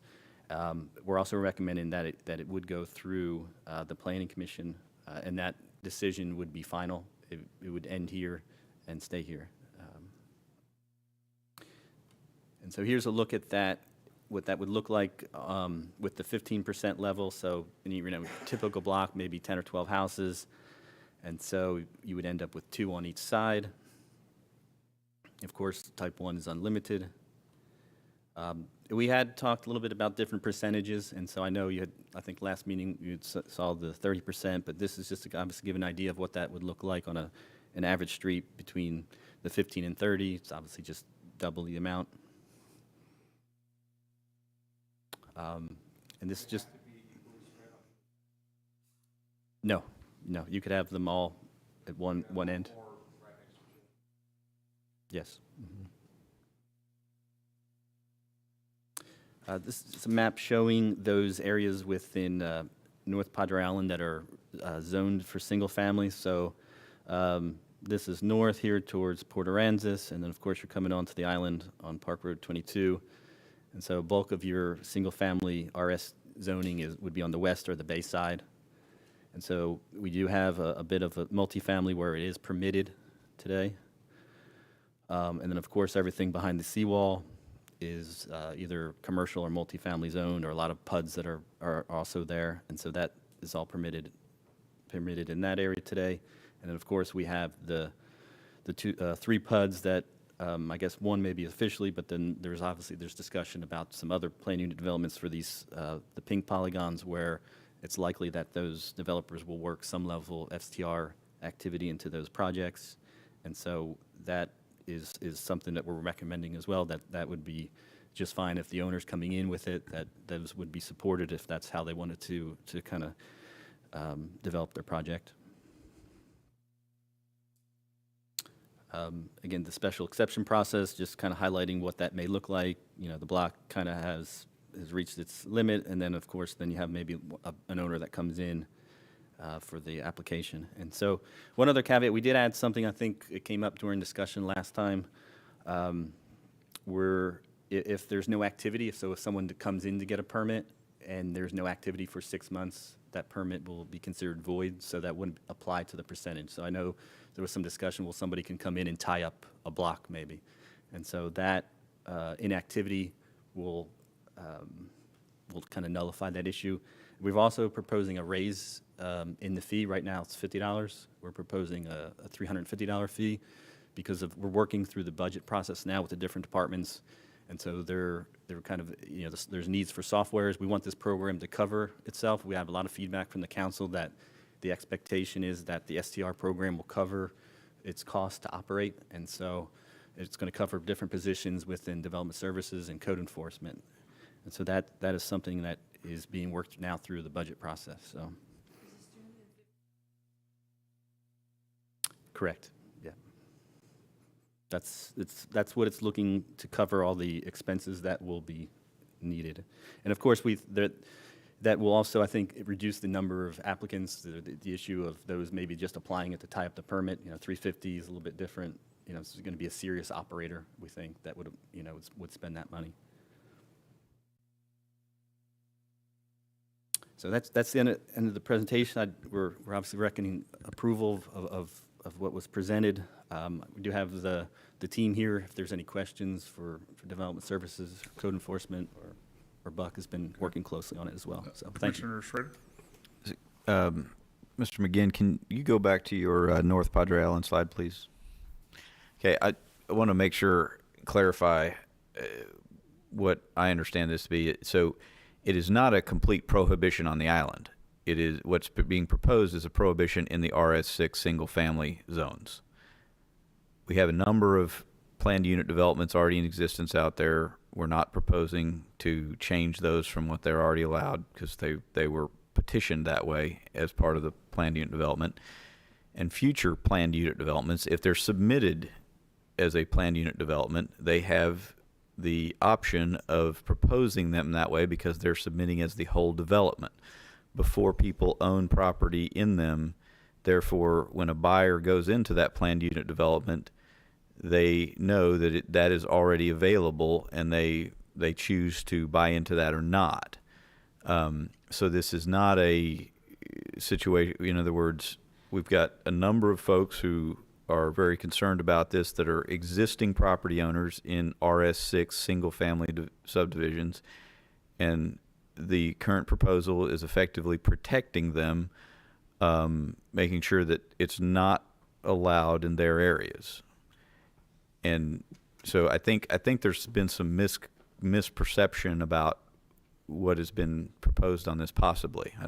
So I wanted to make sure and make that clarification because there's been a lot of conjecture thrown around like it's a whole island ban or it's not, or and I guess the other thing I would say about this, I think the way this is proposed is very sound because effectively the island has become a different nature than the rest of the city. You've got a lot of people that come here to vacation, renting individual housing units has become very popular throughout the country in a number of ways.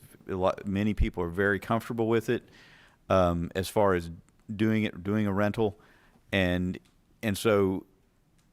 But the unique thing about the island is there is a significant area from significant development from the 70s all the way through the early 2000s when this was really just development of single family homes, and this wasn't thought about.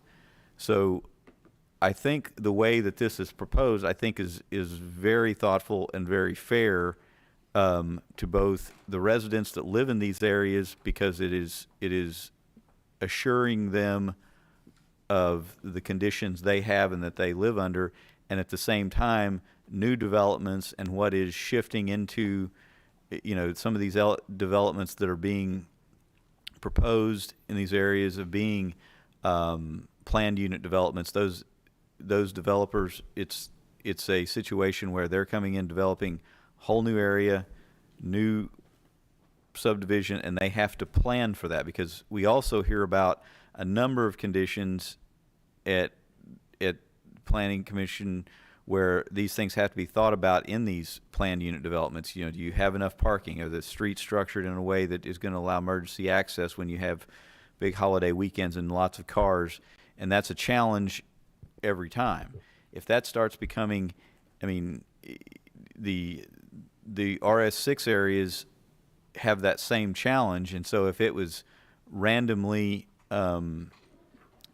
individual homes were allowed to be done that way, and you would have the same issues of congestion and parking problems in those RS6 areas. So I really think this is proposed in a very sound and thoughtful way based on how the island has been developed previously and how it's emerging to be developed in many of these new developments, including, which is really clearly illustrated on this slide, the former Schlitterbahn development is a very significant tract, and that developer that's planning that has the ability to plan certain areas of that as planned unit developments, and they're isolated to those segments.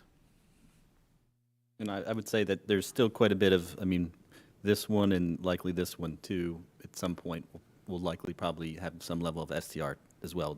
We don't have any plans or anything like that for that. So there's still a lot of vacant acreage to be developed. But the key is that there's a mechanism to make that possible, and and there's also a mechanism for people who are existing residents to have a say and control the activity in their neighborhood.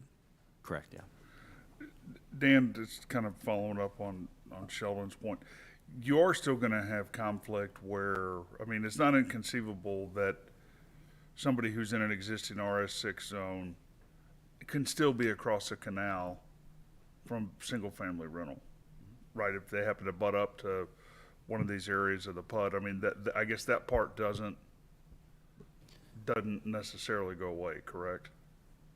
Yeah, you will have the Whiskey Streets, that little piece in there that's kind of in the middle, but I know there is some proposed separation between those houses and some of the development that will occur on that site. You do have, I know there's, on the Palmyra situation, there's a canal, and a lot of that is a duplex, some multifamily that you may have some of that occurring where you have single family on one side of the canal, but maybe some short-term rental that would occur on the other side. So it's not going to prevent entirely of that situation, but it's not going to be in too many different places.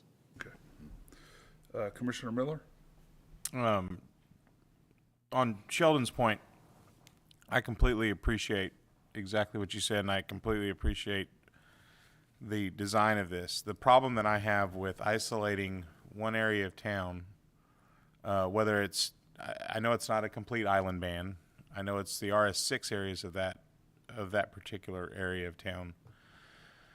But the unintended consequences of that is probably the STR activity that is currently going on illegally within those areas are going to be displaced to places like Caribbean and Flower Bluff, because these STRs are popular based on a couple of different factors: how close it if it's a waterfront, if it provides some kind of unique experience that they can't experience in San Antonio or Houston or Austin.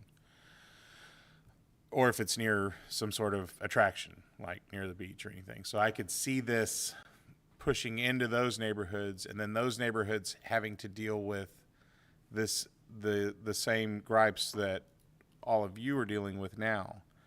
So I feel like it should be a universal, either thumbs up, thumbs down, or anything, that's residentially zoned, be it RS 4.5 through residential estate, removing that from citywide, removing it from the ordinance citywide, because you can't treat any one particular area of town particularly differently than anybody else without expending political capital. And that's exactly what's happening here, and it needs to be citywide, whatever we do. Second thing is this whole exercise, and we've been talking about STRs for years, has been to create a solution to the problems that the folks on the island are having to deal with. And here we are creating all these crazy rules and block faces and everything else, and for what? The island, the RS6s on the island are out. So, I mean, I commend you for all the work that goes into these types of things, but I think it's mostly for naught, especially if it stays in this particular current form. So, Commissioner York? I kind of just want to build on that, and I said it last time, but just want to say it again. I think the better way to do this here would be to create the rules and then actually enforce them, not just on the island, but everywhere, because you're saying there's a ban on STRs on the island and RS6, and that's fine, but who's actually going to enforce it? Because there's a ban right now, but they're all over the place, and from what we heard, I know this is not really up to you, but just want to make it known. If there's nobody there, no department to enforce, we've got, 3 code enforcement officers for the whole city. None of this stuff's going to get enforced, so this just sounds nice, but people are still going to do the same thing. So I just hope that the city's looking at that and staffing up and finding some way to actually do a better job at enforcing this stuff. And we are, and Bobby Ray is here with code enforcement, but obviously currently today it's not permitted, but we obviously know it does occur. And so creating the registration system allows us to now at least kind of have an inventory and know where they're located, and set some general standards, life safety kind of things to protect the resident, the visitors to our community. And so we felt that was important.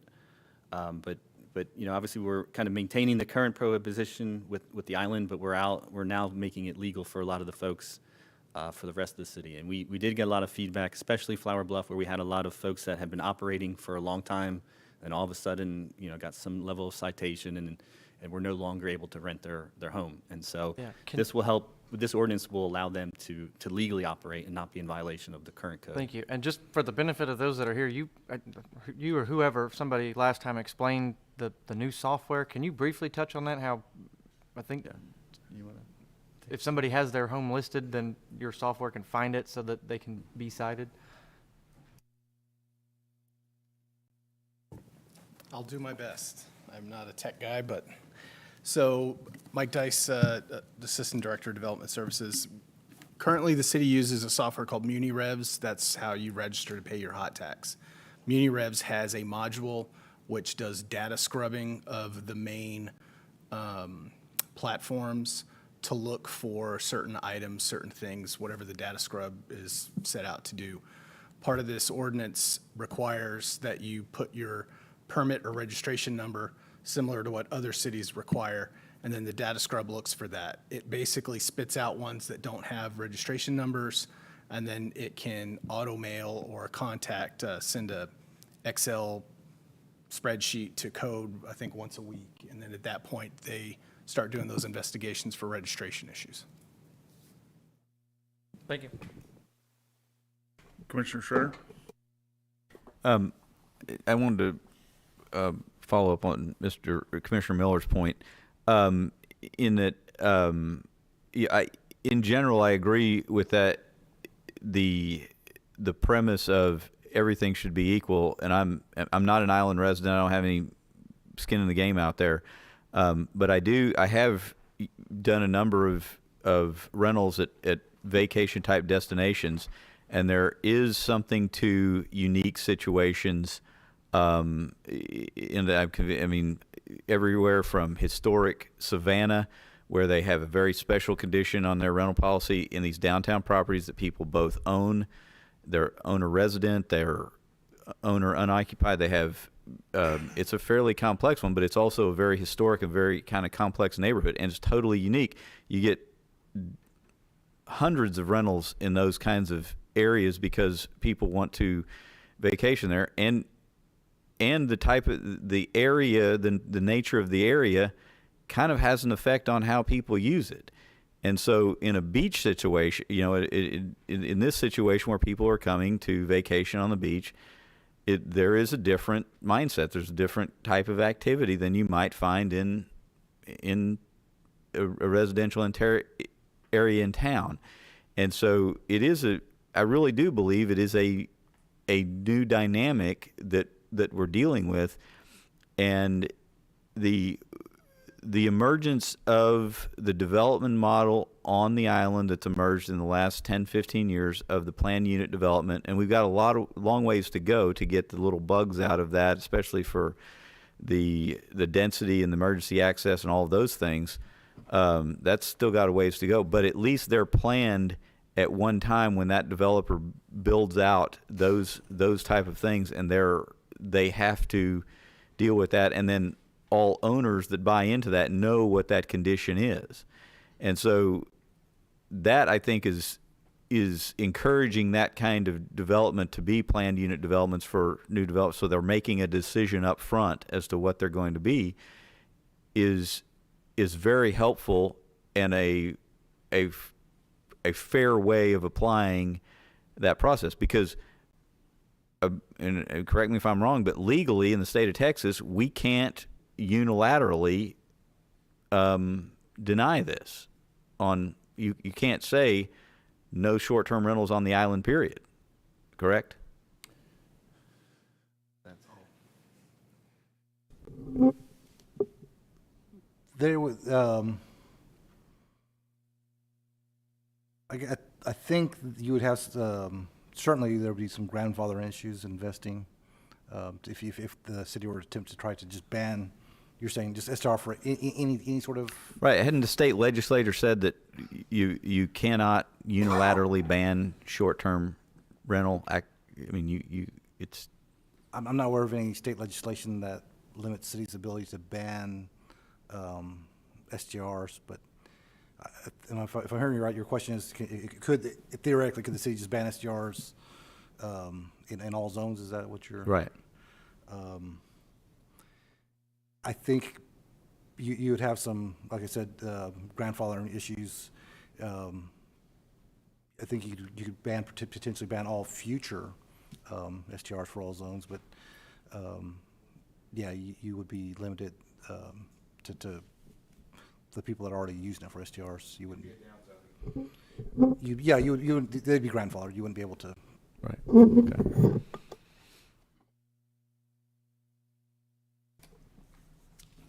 All right. No more questions for staff. Thank you. At this time, I'll go ahead and open the public hearing for item number 8.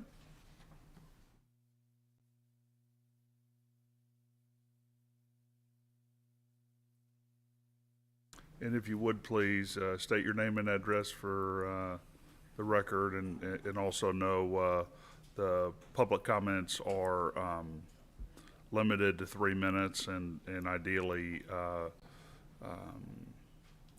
each new public comment would bring about, another new issue or perspective regarding the topic. The biggest problem with STRs anywhere is you can't regulate them. We've had STRs on the island for the last 3 or 4 years. Can you state your name and address for the record? I'm Joe Alsop. I live at 14126 Bounty Avenue, which is in R6 in 78418. We've had them on the island for 3 or 4 years in our R6. You can't regulate them. And they become massive party houses. We had one on our street. One weekend, they played rap music from Friday to Monday. And let me tell you, every third word is an F-bomb. And the chorus to one of the songs is, "Line your bitches up, boys." And if you were offended by that, imagine how the kids in our neighborhood were. You can't regulate them. They are not the idyllic scenes you see on the Airbnb and Vibro commercials. And Mr. Schroeder, you wouldn't want one next door to you. And in fact, on our street, someone rented a house and ran it as a bordello.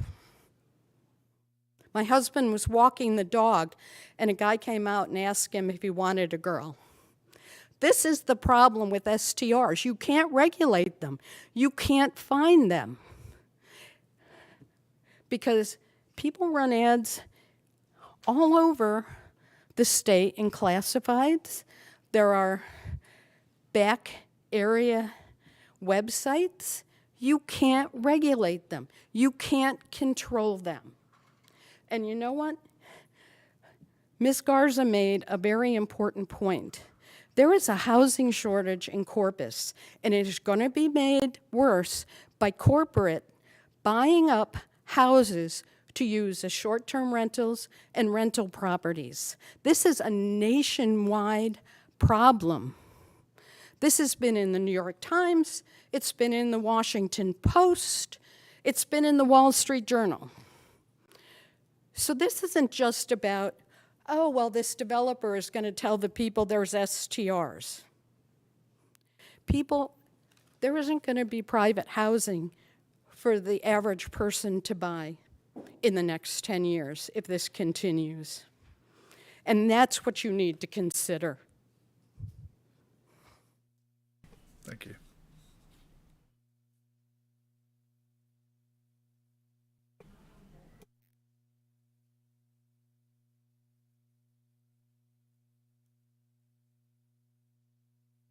My name is Barbara Agan. I live at 118 Whiteley Drive, and I was a member of the stakeholders group.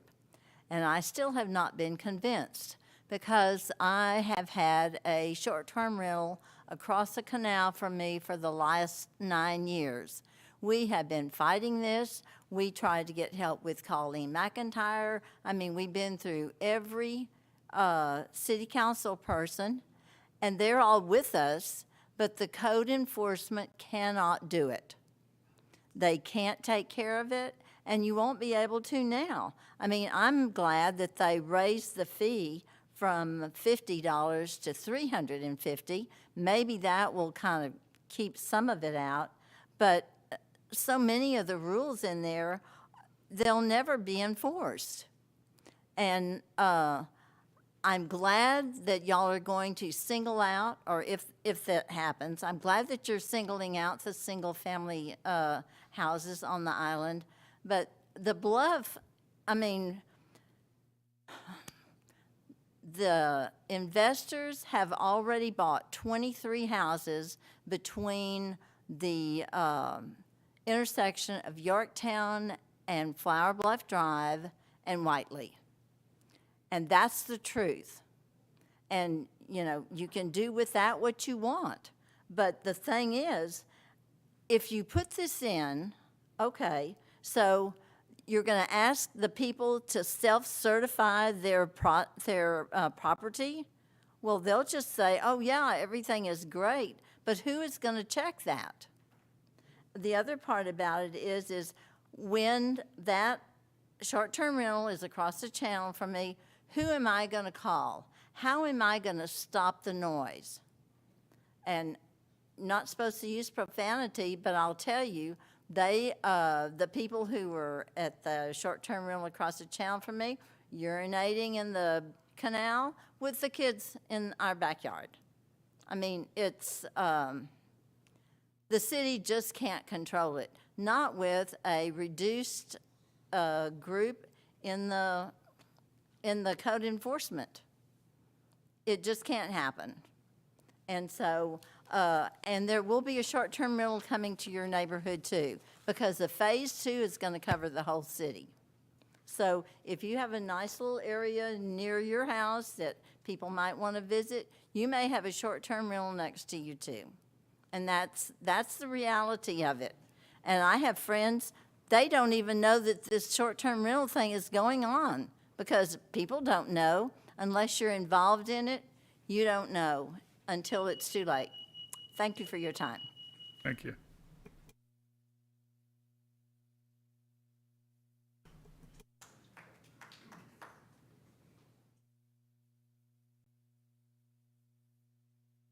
Hey, good evening, ladies and gentlemen. My name is Gary Kleprick. I'm the Executive Director of the Padre Isles Property Owners Association. We're located at 14015 Fortuna Bay Drive. And I am here to represent the POA, but also to relay a few things from where I live in Port Aransas. So let me turn you on to a few things. First of all, what we deal with at the POA every day, and I hate to say this, but this phase 2, I believe, is an exercise in futility. I agree with Mr. York. This actually has to be for everybody or nobody, okay? You can't cordon off sections of an island or of communities and not expect other people to think that it's discriminatory and sue, or if not, just do it as they are, as it is. Right now, the city isn't even enforcing the existing zoning laws. My staff is reporting a plethora of illegally operated STRs in RS6 homes, and we're getting zero in enforcement. I do have a question concerning this program that you mentioned that is able to scrub and identify properties. The one thing that we do as we do our research is we find that the websites like VRBO and Airbnb specifically hide the identity of the property that's being rented until you put money down and make a reservation. You don't get that information. Okay, so it's very difficult for us to actually try to track down and confirm what these are. So I'm wondering how this program works. But let me tell you what happens in Port Aransas, okay? Because Port Aransas let the genie out of the bottle, and it's running rampant down the streets like a rabid pit bull. We have overdeveloped, oversold, overmarketed, and now we're overrun with population density that is unsustainable and unsupportable by the city. We have reduced city services. Our infrastructure is overloaded. We don't have the venues for these people to go to, and the quality of life of our residents, I hate to say it, sucks, okay? We feel like we're trapped in our homes. We can't go out to restaurants. We can't go out to the beach. We are literally overrun. We can't get trash service. We can't get emergency services. Our mail doesn't get delivered. And the list can go on and on and on. Not to mention the fact that the cost of the short-term rentals is passed on to communities and community associations, okay?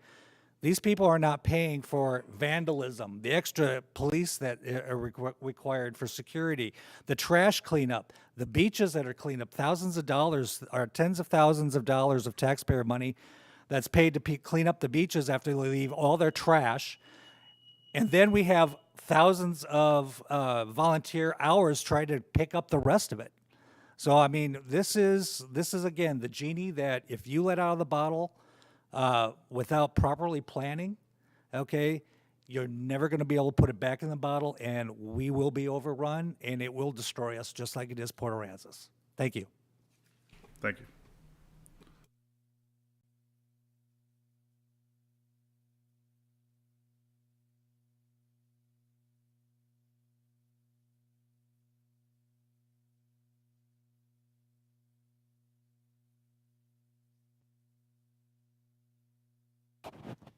Good evening. My name is Marvin Jones. I'm the president of the Padre Isles Property Owners Association, and that's an elected position, by the way. You actually have to be voted into this job, although it does not have a salary. It's all volunteer. Our entire board is volunteers. The members of our community have routinely spoken out against the short-term rentals in our community.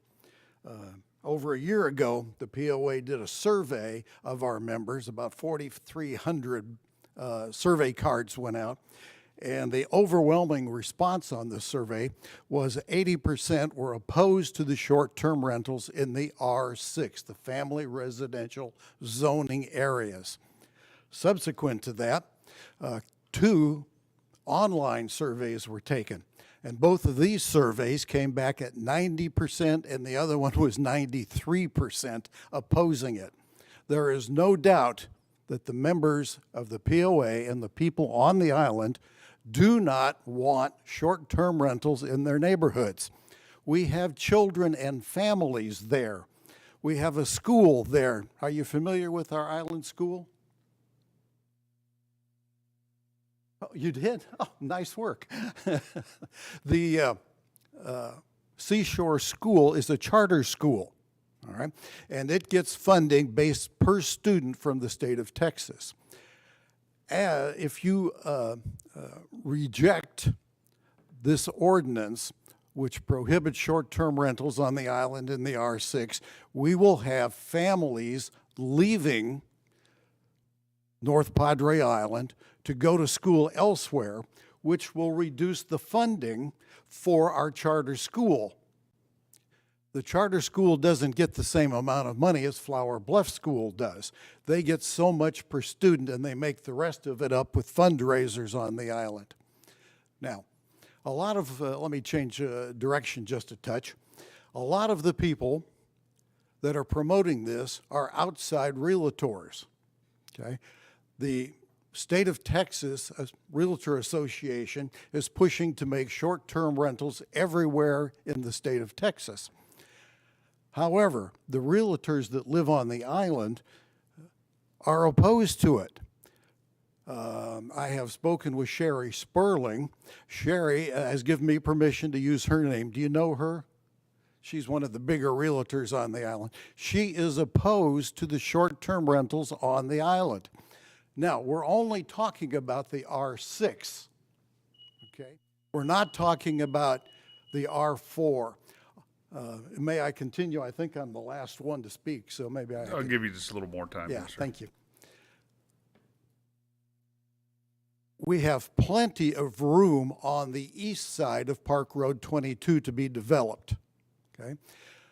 The highest and best use down there will be townhouses and condominiums and hotels, all available to the tourists.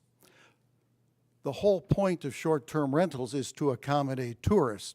You can have 400 or 500 strangers show up on the island in the different neighborhoods.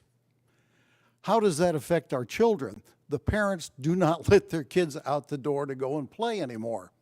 They're afraid. We had a shooting in a short-term rental property, according to Dale Rankin, who does the Island Moon. You heard Joe talk about the brothel that started on the island. That's a true story. People were renting it out by the hour, the rooms. Drugs are another problem with short-term rentals. You addressed the issue, so why should we make an exception for the island? Well, that's the whole point of zoning. You use zoning to differentiate different purposes for land use, okay? I happen to have a master's degree in urban development and economics, in addition to a law degree, so I might answer your question for you in a minute. The zoning, you wouldn't put light industrial inside the island in the residential areas, would you? Of course not. You wouldn't put a factory in there, okay? Short-term rentals are a commerce. They're like a hotel. Do you want commercial enterprise in a residential area? And of course you don't. Now, I'm a little surprised that I'm also on the stakeholders group, and we went through great length and time to study all of this. The problem is the neighborhoods are made up of senior citizens, you heard from Ted earlier, children and families, and people that occupy the houses on weekends. They buy a second home, come down from San Antonio as the #1 location. Okay? All of this makes neighborhoods.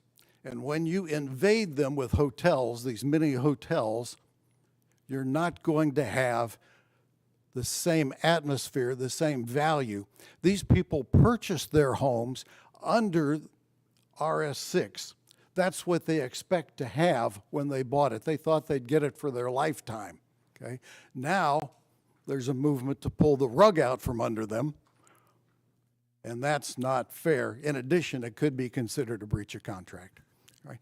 If there's no one else, if you have questions, I'll be happy to answer them for you. I just wanted to clarify. My distinction is, I agree with everything that you said. I live in an RS6 with elderly and children. I've got a 6-year-old that runs around. I wouldn't want this next to my house either. But why is my RS6 in District 2 different than your RS6 on Padre Island? That's where I'm drawing my distinction I understand. between the two things. And a rejection of this proposal, I would assume, and I'm asking staff this, would be that the existing laws stay in place, which is no STRs within any single-family developments, correct? No, that's not correct. Can you repeat the question? I would say a rejection of this proposed ordinance would essentially be that the existing rules stay in place, which is there's disallowment of any kind of STR activity within single-family districts. That's correct. If no action, if the council took no action, then the STRs would remain prohibited citywide, within R6. A rejection of this isn't saying that, oh, we're going to have STRs all over the island. A rejection of this ordinance is we're not going to have STRs anywhere in the city of Corpus Christi except that where it's allowed in multifamily districts and. But yes, that is things of correct. nature. Yes, you're absolutely right. Is that what you'd like to see? What I'm saying is, what's good for the goose has to be good for the gander. Your neighborhood on Padre Island should not be treated any differently than my neighborhood in the Bay Area. So if my neighborhood with a bunch of elderly people and young families gets invaded because they can no longer operate within Padre Island because this is the next closest place, then we're just displacing the problem throughout the city. Then you, and I don't mean to be telling you what to do No, here, go should, in fact, reject the idea of having short-term rentals in your community. That's what zoning is for. You can create a zone for no short-term rentals in your area. I am shocked that the city is going to go citywide with this. There are many, many places where the city should not allow short-term rentals. Your neighborhood, why put them all in the individual neighborhoods? There's plenty of room for them in other areas. One interesting point is that the hospital zone, and I don't remember which hospital it is, gets a lot of short-term rentals from visiting nurses, from people with children and adults that are ill that stay in the hospital for a period of time, and they like short-term rentals as opposed to hotels, which are very expensive. That could be a carved-out zone of short-term rentals. I don't think you should let it in your neighborhood either. Yeah, I have to look. Why would you allow it? My decisions I always like to base on their city decisions. They're not neighborhood decisions. Well, I would just agree to disagree with you on that one. That's my job. I have to be equal to everybody. So. No, not with zoning. As I said, would you put a factory next to your house? No. You got to have different zoning for that. I'm not going to argue with you anymore because we're on the same page, but you don't know it. But yeah. Well, thank you for that. We're there. Anything else, or I'll step down? That's it. Thank you very much. You bet. Is there any other public item, comment on item number 8? No, you're limited to one time. Okay, with there being no, oh, sorry.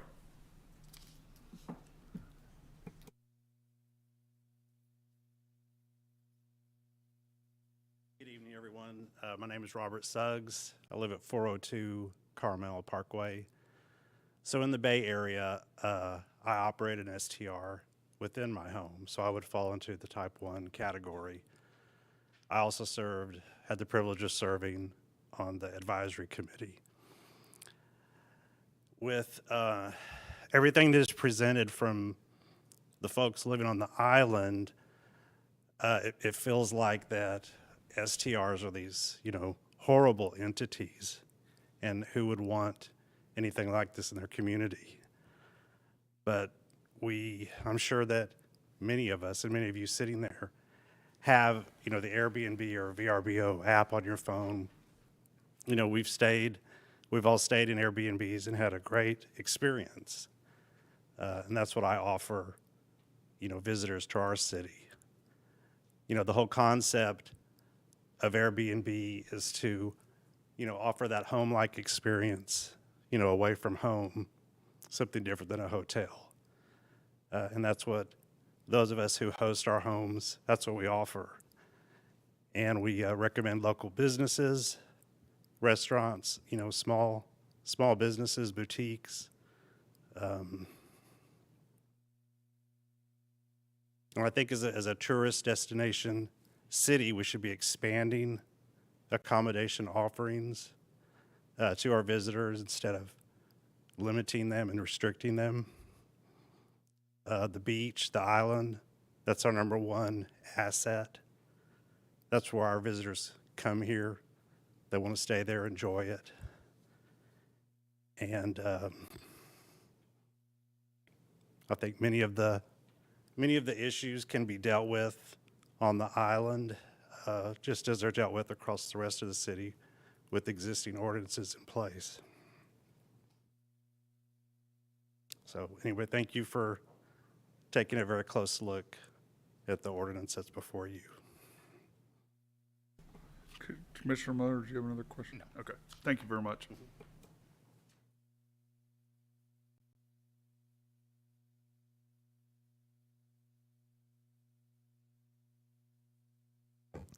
My name is Sharon Mason, and I live on the island, 13842 Topsail. We do have a short-term rental next to us, even though there's an ordinance that is not supposed to be, because they lied and said they were going to be long-term only. They even sent the gal that cleans over to tell us that, and they continue to do. We have a calendar showing what short-term rentals they would have for April, May, June, and July. My husband and I saw that they had the calendar up and took a screenshot. We've given that information to code enforcement. The main and I'll go back to all the things that have, or many things that have happened. There's no way for code enforcement to go out there and interview who's there to prove the short-term rental, because they're only there, Monday through Friday, and the people are coming in at 4 o'clock on Friday and either leaving on Sunday 11 or Monday 11. Been in communications, of course, with code enforcement. The problem is, and I would like to agree with the gentleman saying it should be enjoyable to have short-term rental next to you, but that's not the case. The last time that the police was called, it was called by the people across the canal, because it affected them just as much as us. We happened to be the second ones to call. The problem is the police are plenty busy taking care of real events. The calls came from 11 till 12 before they could even get there. That means, because the pool next to theirs is right next to our bedroom, we can't sleep. We can't go out and use our deck. It's the people that are there are to party. It is the island, so they want to party, and that's exactly what they do. And so I wish there was some way to control it when they have lied. And I wish that we didn't have any short-term rental because on our small cul-de-sac, narrow street, they parked too many cars. We called the police about that because there were kids riding their bikes, and they go, there's nothing we can do, nothing we can do. So our hands are really tied. We want it to be nice, and I guess they had 2 long-term rentals there, and they were great. They treated it like a neighborhood. But when you have short-term rental on the island, most of the time, they just invite extra people, and it's a party. So anyway, I appreciate, I agree, RS6, anything that was already zoned, and we who moved in there, knowing that we had that zoning and we would not have short-term rental, shouldn't have to deal with it. Thank you. I appreciate all. Thank you.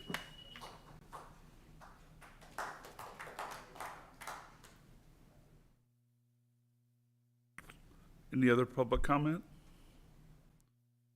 With there being none, I will go ahead and close public comment for item number 8.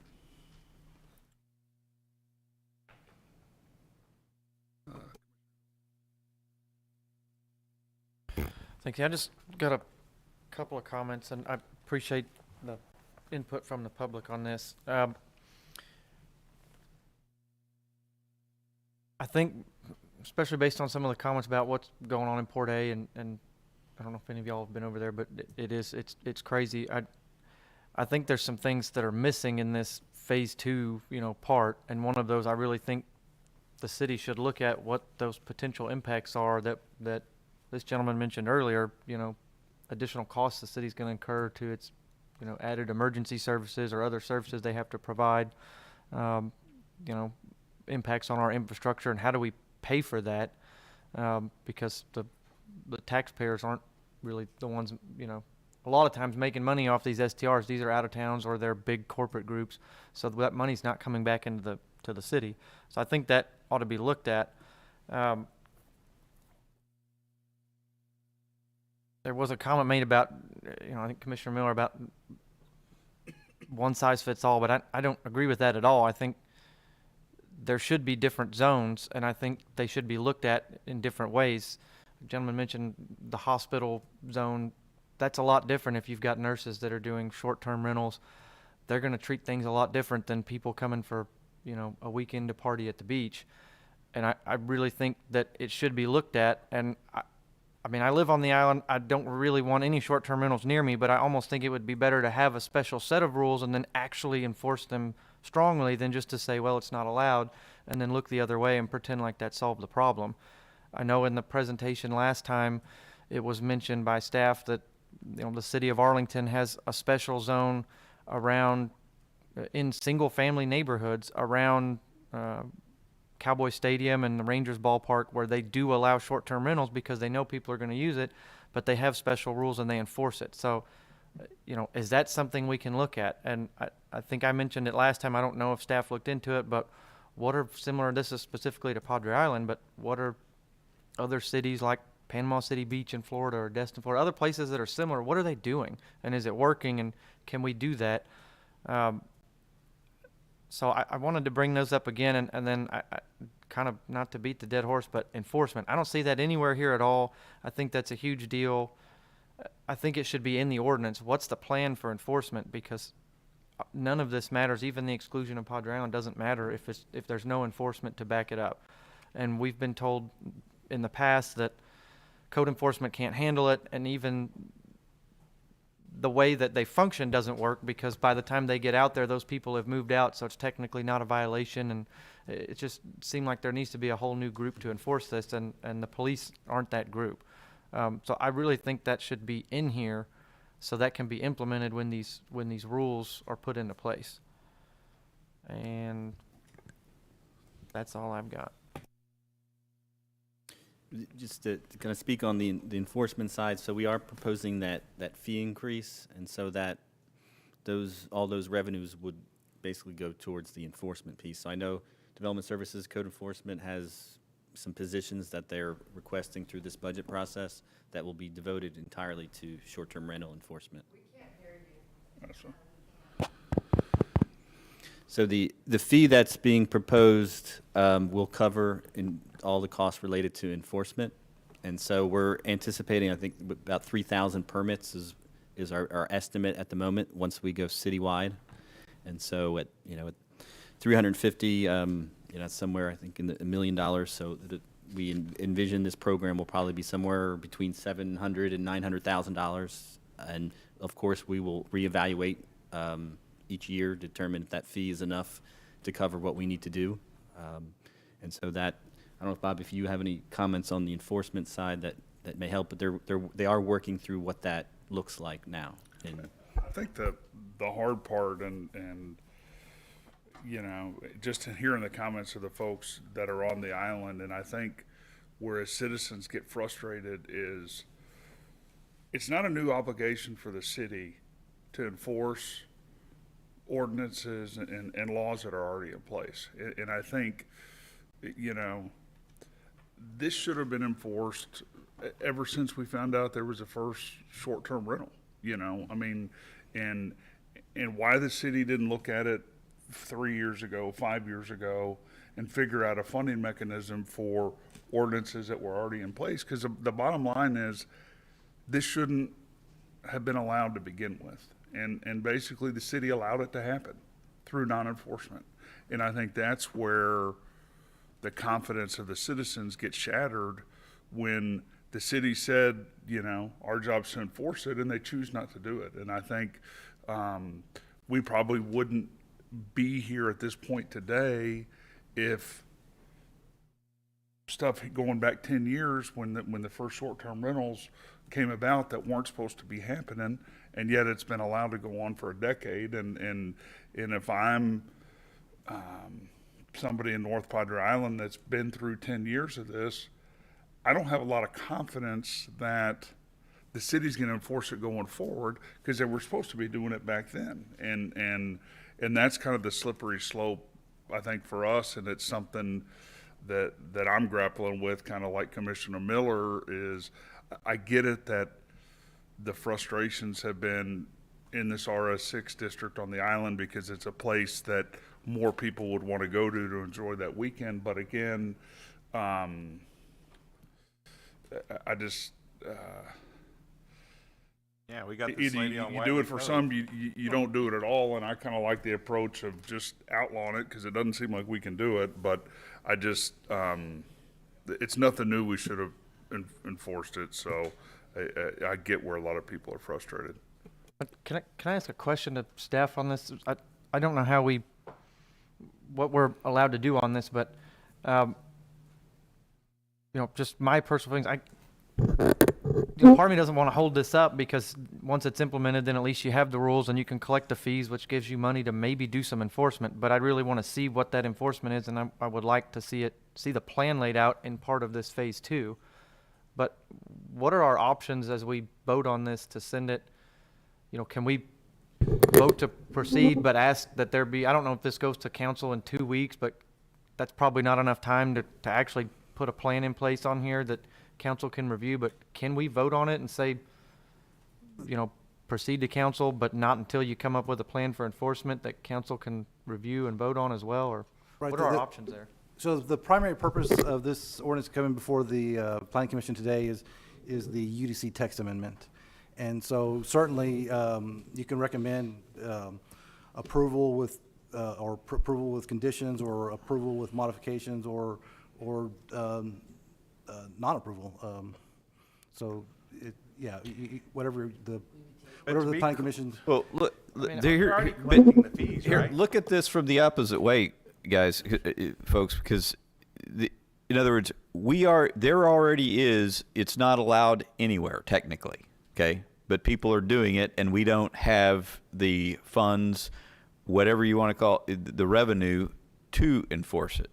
We can say all day long that it's the city's fault, staff's fault, whatever, that pure and simple, we don't have the people dedicated to that function. We don't have the money to have them do it. If you want to look at this from the proposed ordinance is not changing. I mean, if anything, in the neighborhoods that myself and most other people live, if you live in the rest of the part of the city, that is currently the way it's structured is allowing more leniency on for STRs. But if you're looking at this from the island perspective, it's not changing anything about what's on the books. What you have on the books now would be staying on the books, and what it is providing is some way for the city to have a chance of enforcing that. So I don't, at least if you're understanding what's proposed, my perspective is I think you would be for this, because it's giving a mechanism to provide funding and potential additional manpower to enforce what's already there, so that you do.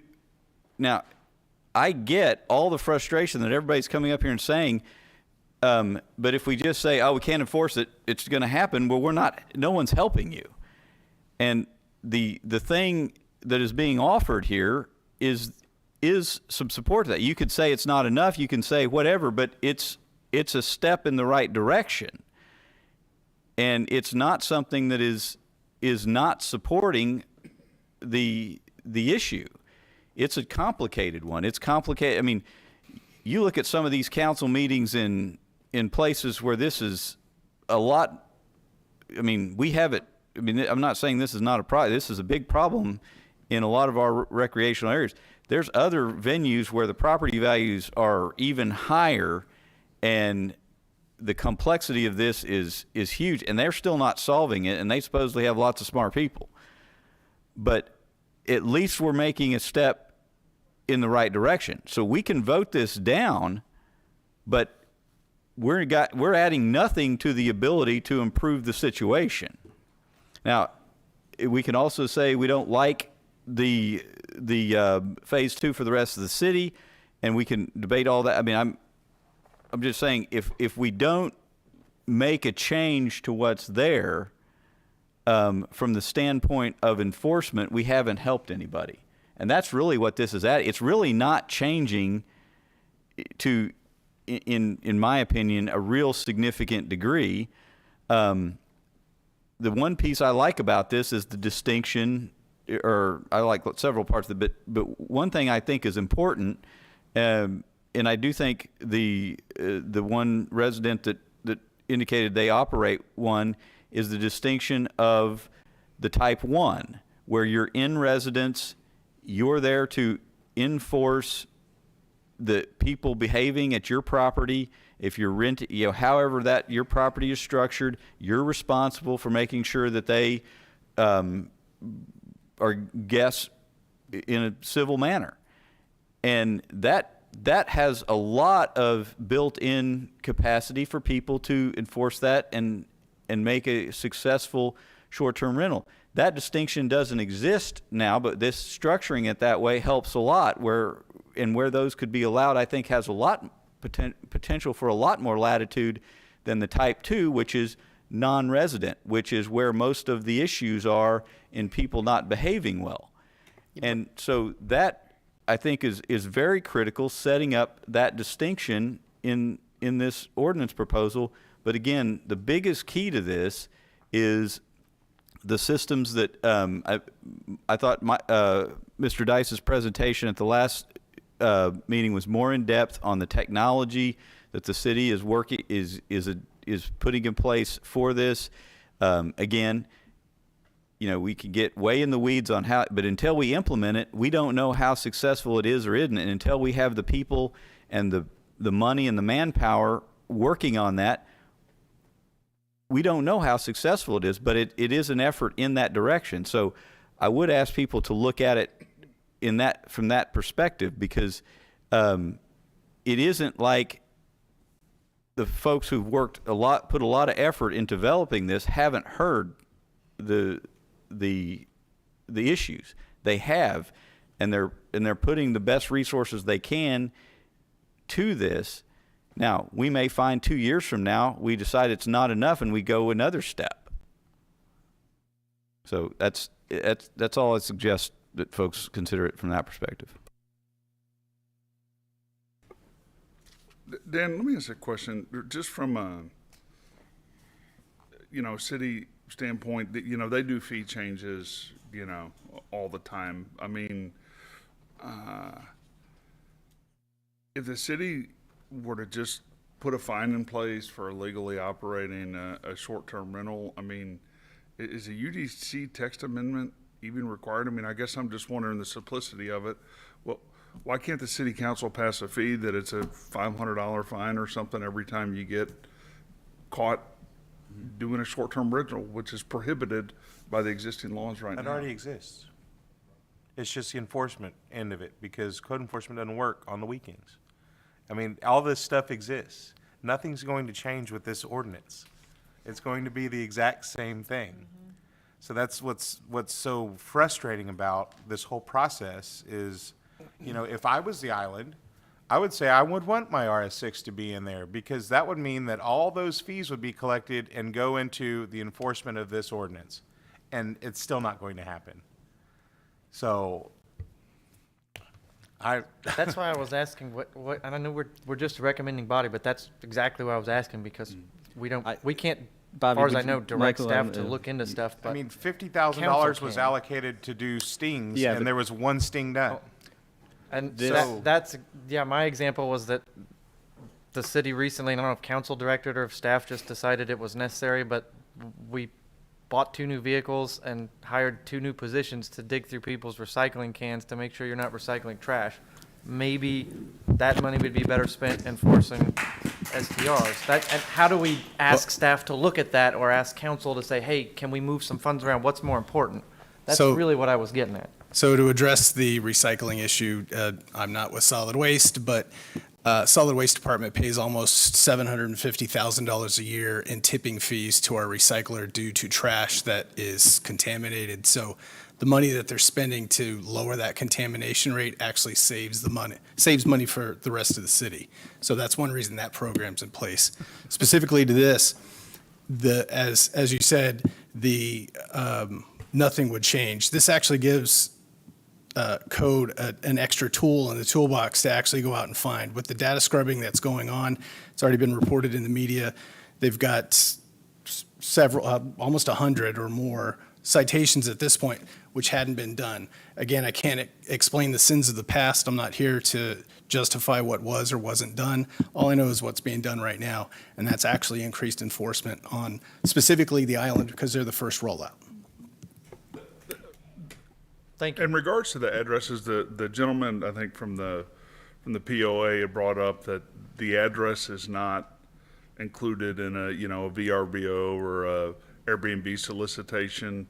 How do y'all find that?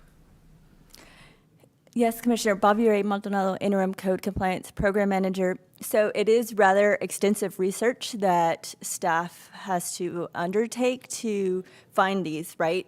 As you mentioned, some do place their addresses on the listing. Some have addresses with no listing. So I'm going to give you an example. One property, it probably takes us roughly anywhere between 6 and 8 hours to investigate. Yes, and I have 1 dedicated officer. I have 28, to clarify, Commissioner York, not 3 officers. I do have 28 officers for the entire city. 1 for the island, 2 are divided by Flower Bluff, and we have 1 dedicated to short-term rental out of that Phase 1 ordinance. She does an amazing job, and we thank her for her efforts, but she dedicates a lot of time on short-term rentals alone. So that also depletes her bandwidth for emergency measures, tall weeds, property maintenance violations, which we're also tasked with enforcing. And then, with approval of this, would y'all actually change the hours, or is the plan to add existing personnel to where when you get that 10 or 11 o'clock phone call that there's going to be somebody that's there in the moment, or how does that improve? So it is twofold, right? And I think there's maybe a misperception. It is a collaborative enforcement approach amongst several city departments. So code enforcement, solid waste, development services, and police department. So we hear a lot of complaints about noise violations. That is not a code enforcement issue. Police department actually is in charge of enforcing that, and unfortunately, it is a low priority, right? And additionally, with the ordinance as written, there's a threshold of a benchmark that they have to meet, right, to be in violation. And as many of the citizens here mentioned, that when they go out, whether an hour or the next day, it's very hard to be actually in violation, right? So what issue does that solve? The fact that you're calling a police officer out because, someone's partying or you think it's too loud, they put up a decibel reader and it's not actually that loud. Additionally, as part of, Dan mentioned, the budget process, we are requesting on the code enforcement side, in addition of staff, 7 FTEs, 6 officers, and 1 admin to help with the mailing of correction notices, citations, and each of these officers, we are broken up into 4 code enforcement districts throughout the city, and it helps us to enforce it and also with the research, because it does, like I mentioned, take extensive research to find all these that do have addresses or don't have addresses, but listings and vice versa. And the Muni Revs actually offers a 24-hour phone bank in English and Spanish that's part of that. So if there is a complaint, there is a hotline that they could call. That, as part of the ordinance, requires that a contact, 24-hour, 7-day-a-week contact, be available to respond to any of those calls as well.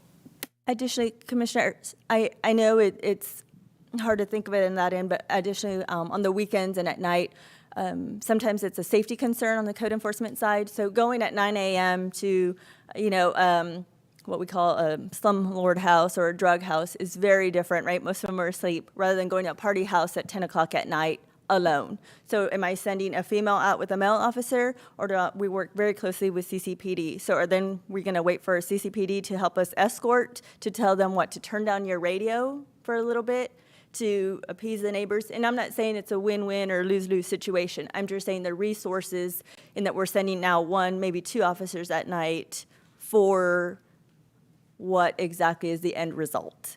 It just becomes problematic when we're talking about resources, and if we're actually putting all our resources the best foot forward, it's not for code enforcement. So do you think that additional $1 million that could be collected within the first year of this ordinance is going? I wouldn't know. We'd have to check. We'd have to, benchmark everything for the first year. But that's the issue, I think, that we're kind of talking about it here without kind of proper planning or putting some real number into perspective, approving something like this, and then come back and say, it's like a tree ordinance, kind of a thing, that we approving. I appreciate all your information and the clarification, but that's what I'm hearing is basically we don't have a plan yet, we haven't thought it, and that's why I want to say and reiterate again, I think this should be added to this phase 2 plan so that everybody can see, and maybe that comes after, again, pass the rules, implement the rules, start collecting the fees, but as soon as possible, get some kind of plan so we can see. You mentioned one code enforcement officer assigned to the island, so I have a question. Do we need 2 or 3 because of the STRs? That's not what not what I heard. I heard 7 FTEs being added based on the projected income from what's proposed. Now, if we But where are they going? That's what I'm saying. What's the plan, and can we put it on here so people can see it? Like, we have 7, we're going to put 1 downtown, 3 on the island, because this is why. That's what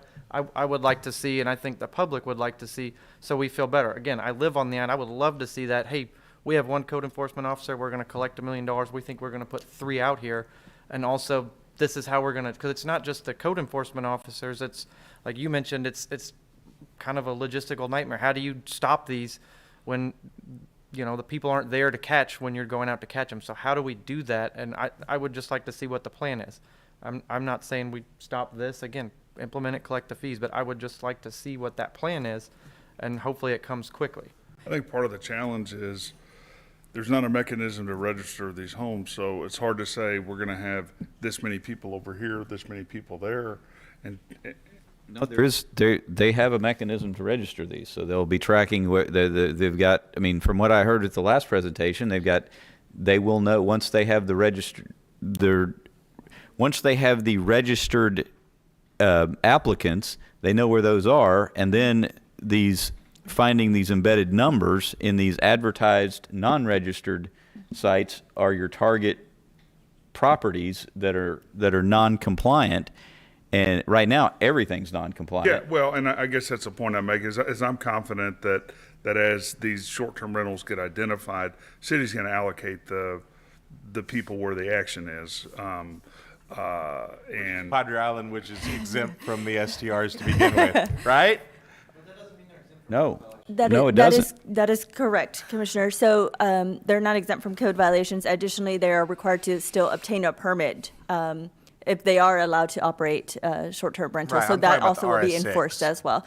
And just to give you guys some rough numbers, we're looking at roughly 3,000 to 5,000 short-term rentals citywide. That's ever so changing, right? So I can't give you what those baseline parameters are going to look like until after the first year. So I can't tell you, Commissioner, while it can be a plan that will be ever so changing, I can't say I'm going to put them in Council District 2 or I'm going to put them in the Island or Flower Bluff because, like I mentioned, some shut down tomorrow, some change to long-term, then we have new ones coming up. So it is an ever-changing plan. So we can work on that, but just knowing that it's not going to be rock solid, that would hope that we wouldn't continue to Understand that, but I think we all know places like Padre Island or even North Beach downtown, those are going to be your hot areas. So having some kind of plan where we know this is going to be a bigger problem area, this is how we think we're going to address it, it'd be nice to know.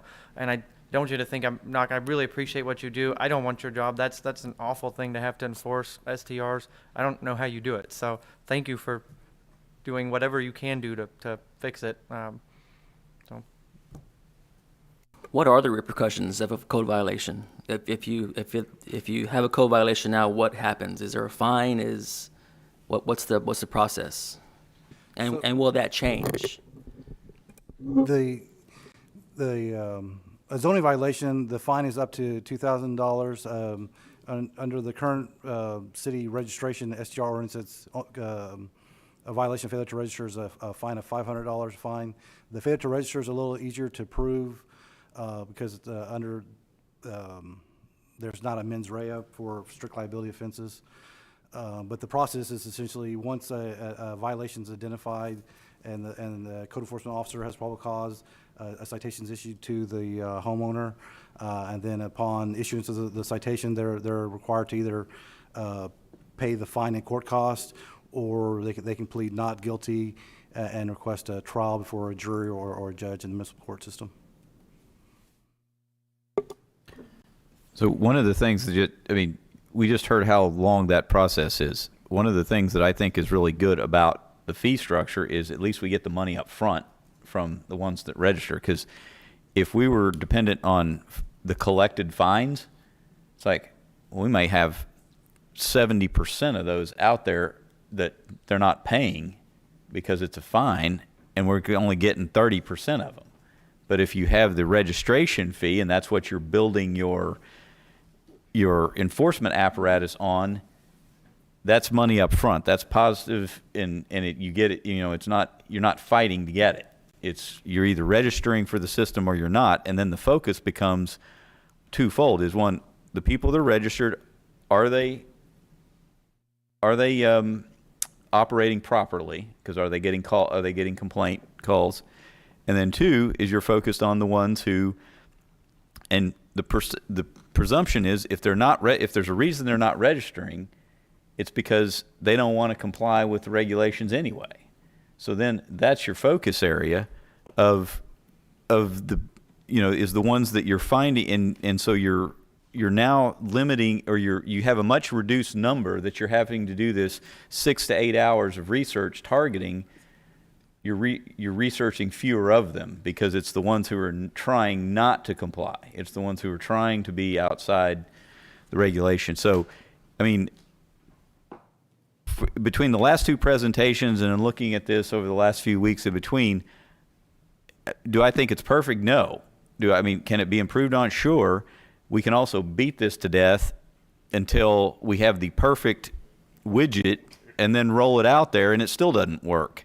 And I'm not saying this is not, I think this has a lot of potential to work, but until we test it out, and there's nothing that says we can't amend it a year from now, 2 years from now, as it evolves. So I think the bigger question, to me, the only real question here is do we want to take a step forward, or do we want to leave it as it is? And if we believe that the step forward is not a step forward and leaving it as it is we're better off, then we leave it as it is. I'm not convinced that it is. That's just my opinion at this time. But Mr. Chair, I agree with what you're saying, and staff, thank you for all the hard work you put in on this. Yeah, it's probably not perfect, but we're not gonna know till we implement it. I think having some rules now is better than not having them at all, and we get to collect fees, and like you said, we can come back and tweak this later when we figure out what needs to be tweaked. I Anybody agree, else I have agree anything as well, to because bring up? a lot of these other, the committees that we were on, for the short-term rentals, I heard a lot of information back and forth, and I think you said it earlier, out of the 100 comments or something, you felt like 60% were for and 40% against. Well, let me or- clarify, not yeah. necessarily for the ordinance, just in support of STR activity in single-family Okay. neighborhoods. Well, for and not STRs, necessarily- okay. I think a lot of this presentations, I know that you guys have done a lot of research, a lot of work to do it, and I commend y'all for it. However, I just think there's gotta be much more additional to this. There's so many loopholes in here that I'm not convinced that this phase should pass, because there's too many things here that I'm hearing from one side and the other side, and I agree with both, because I wouldn't want an STR making all this noise when I have children. However, being in business, and I have rental properties that I get called because these people who are gonna be there a year have been neglecting the yard or making too much noise or whatever the situation is. And I've also been a person who has lived in a home where I raised my kids in a cul-de-sac, nice neighborhood, everything was fine and hunky-dory. However, years go by and these people, they get old, they die off, their children take over the homes, they don't want to live in the home. What do? They rent it out. And so when they rent it out, I have had neighbors that I've had to call code enforcement because they just don't, they leave such trash around, they have cars parked up in the front of their yard, I mean, just on and on. And that's not what I'm here to talk about. I'm here to say that this phase needs more work. And like I said, not to downplay all the work that you guys have done.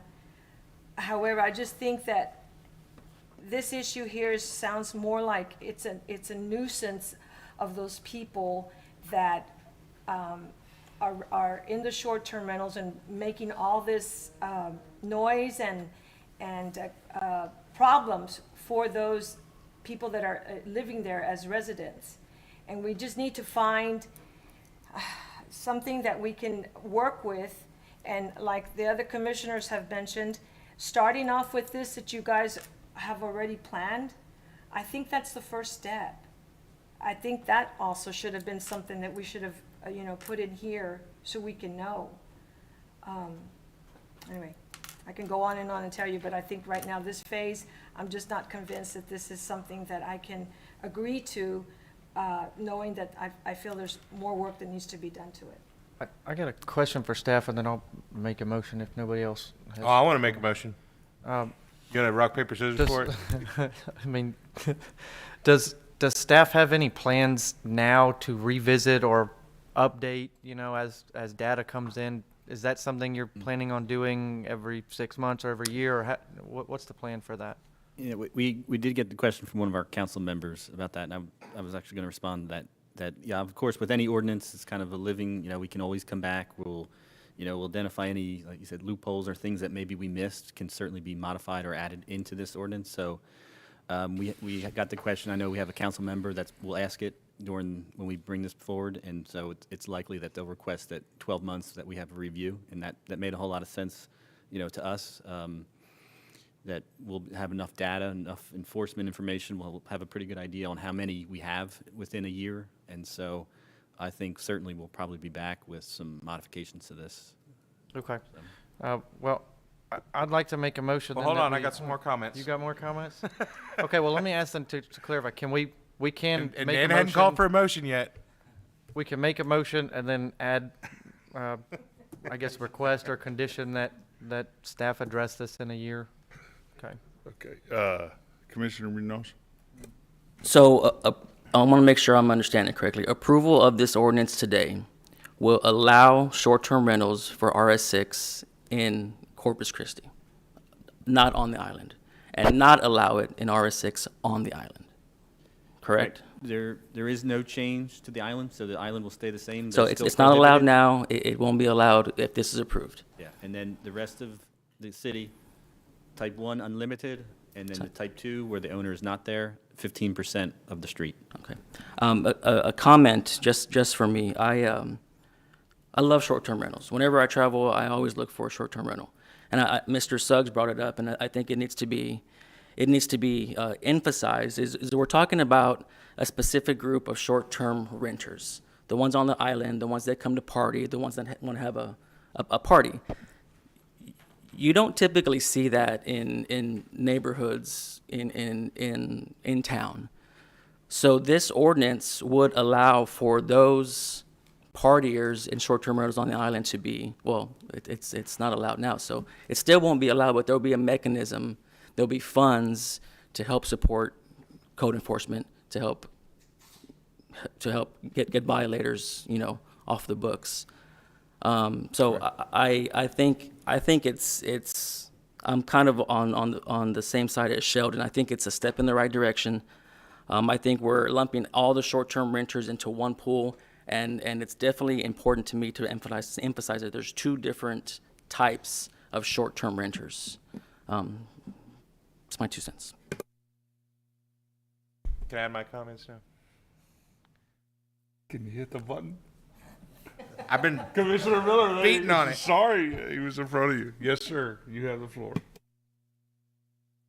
I cannot support it just because it's not citywide, and it excludes the island. And all of this is being written to address issues that are occurring on the island. And so all this is going to do is take money from people within the town and use that money to enforce laws that should have been enforced for years on the island. And we're talking about less than $1 million. I mean, there's an estimate of 3,000 to 5,000 STRs that are going to pop up. What's that going to do to this lady over on Whiteley Cove and Flower Bluff? I mean, everybody is looking for something waterfront that they can bring a boat to, fish off the back deck or whatever. So everything's going to leave the island, and it's going to attack Flower Bluff, and it's probably going to attack those canal houses over there on North Beach. I mean, anywhere where there's waterfront, all you got to do is check the box for waterfront, and that's where it's all going to move to. And then we're going to have this same meeting 3 more times saying, not in my backyard, not in my backyard. You don't live there. You don't have to deal with the guy barfing in the canal. You don't have to deal with the guy, cranking his rap music and blah, blah, blah, blah, blah. It's just going to keep getting displaced all over town until it runs out of, things that people want to rent near, right? Nobody's going to call code enforcement on Mr. Suggs that has people living in his back garage apartment. Nobody's going to call code enforcement or give any grief to anybody renting out their house to traveling nurses over there. We just need to enforce the laws that we have right now, and that is whenever these citizens call and say, I've got a big problem next to my house, it's barfing in my canal, somebody goes over there and deals with it. This isn't going to fix that. So that's why I'm opposed to this. It gives a chance because it gives funding to it. No, it doesn't. Yeah, it does. It gives a chance because you're pulling off the island. You can't do that. It's not pulling off that. Most of the short-term rentals on the I'm sorry. I'm where I'm at on it. Well, I'm not trying to convince you. I'm clarifying some misconceptions that you're portraying on it in the RS6. It's an ordinance that isolates a specific zoning district in a specific area of town, which is an area of town that Michael York lives in. So can he even vote on this? Well, I'm not going to comment. You have to recuse yourself from the vote. What I'm saying is that what's being forgotten here is the PUD area. The largest percentage of short-term rentals are in these PUD areas, which is allowed, and that's where the income is going to come from. Those people are registered, they're legal, we're collecting a fee from them now, and that goes into the funding mechanism for the places that. Craig, if I'm right, are these not the PUD areas? Are those rentals are the ones that we're counting on for being registered, correct? Oh, yeah, multifamily as well. Well, So that's what as an example, yes, but- the ordinance has been in place since March 15th. We've had almost 1,000 registers so far in Flower Bluff and the island, and those are all zoned commercial and multifamily. So Right. we're already at 1,000 just for that. So that's, we can either choose to You think you collect that money from them or just leave it as it is and not do anything to enforce it. Where are you anticipating this additional 2,000 to come from? Mustang Island is not part of that. Mustang Island wasn't required, so there's probably 300 or 400 on Mustang like La Island. Concha and all that? Yeah, Port Royal, about 200. North Beach will have probably 200-300. Flower Bluff, some of the single family, there's quite a bit of single family homes. The medical district, there's certainly some on the south side. We've received information from CVB. They have their own data scrub program for their marketing, and that's where we're getting this number. They've provided us. Now there are free online ways to do it. There's a company called AirDNA. You can go online. You could look at any neighborhood, any zip code, and it'll tell you. It'll do a basic data scrub. They don't give you complete information because they want you to buy their service. But any time during this whole process, it's varied between 1,800 and 2,600. So we're looking at those numbers. So we've got some data behind where we're that target of 3,000. Okay.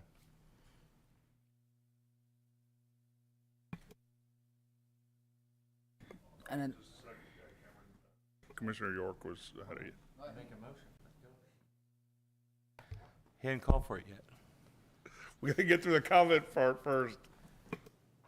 my thing is also that if we're gonna make this ordinance citywide, it has to be across the board. Consistency is everything. No difference between the south side area, island, and waiting this policy to enforce this the right way, we have to do it the right way and not exclude at all. Is there any other comment on this item? There being none, I'm gonna ask for a motion. I move that we reject the short-term rental ordinance as presented and have the UDC text remain as written. That disallows short-term rentals citywide.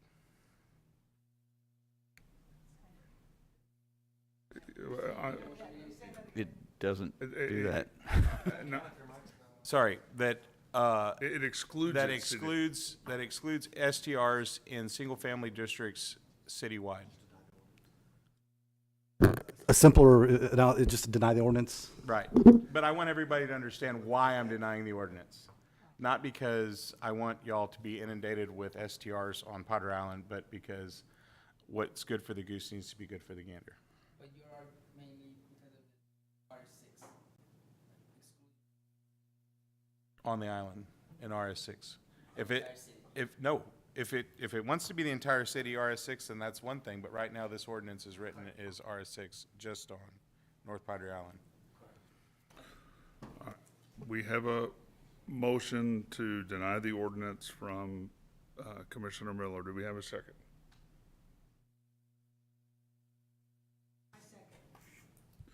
All right, we have a motion and a second. Can we do a roll call by, or a vote by name, please? Sure. Chairman Dibble? Just hoping to think a little bit more. I vote against. Yes, against Commissioner Miller's recommendation. Vice Chairman Schrader? Opposed? Commissioner Zarguni? Aye. Commissioner Miller? Aye. Commissioner York? Opposed? Commissioner Gonzalez is absent. Commissioner Mandel? Oppose.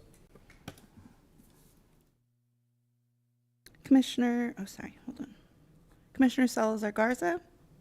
Aye, I agree. And Commissioner Munoz. Oppose. Motion does not pass. All right.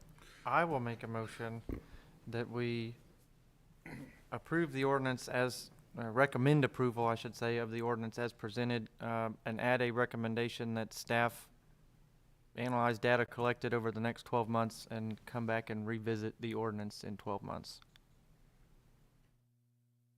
I second. We have a motion and a second. Can we get another roll call vote on this, So the please? second was Mandel, right?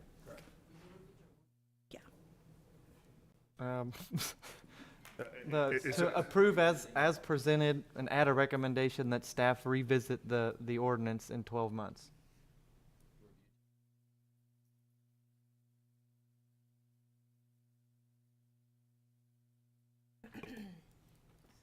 Okay, we have a motion and a second. Okay, Chairman Dibble,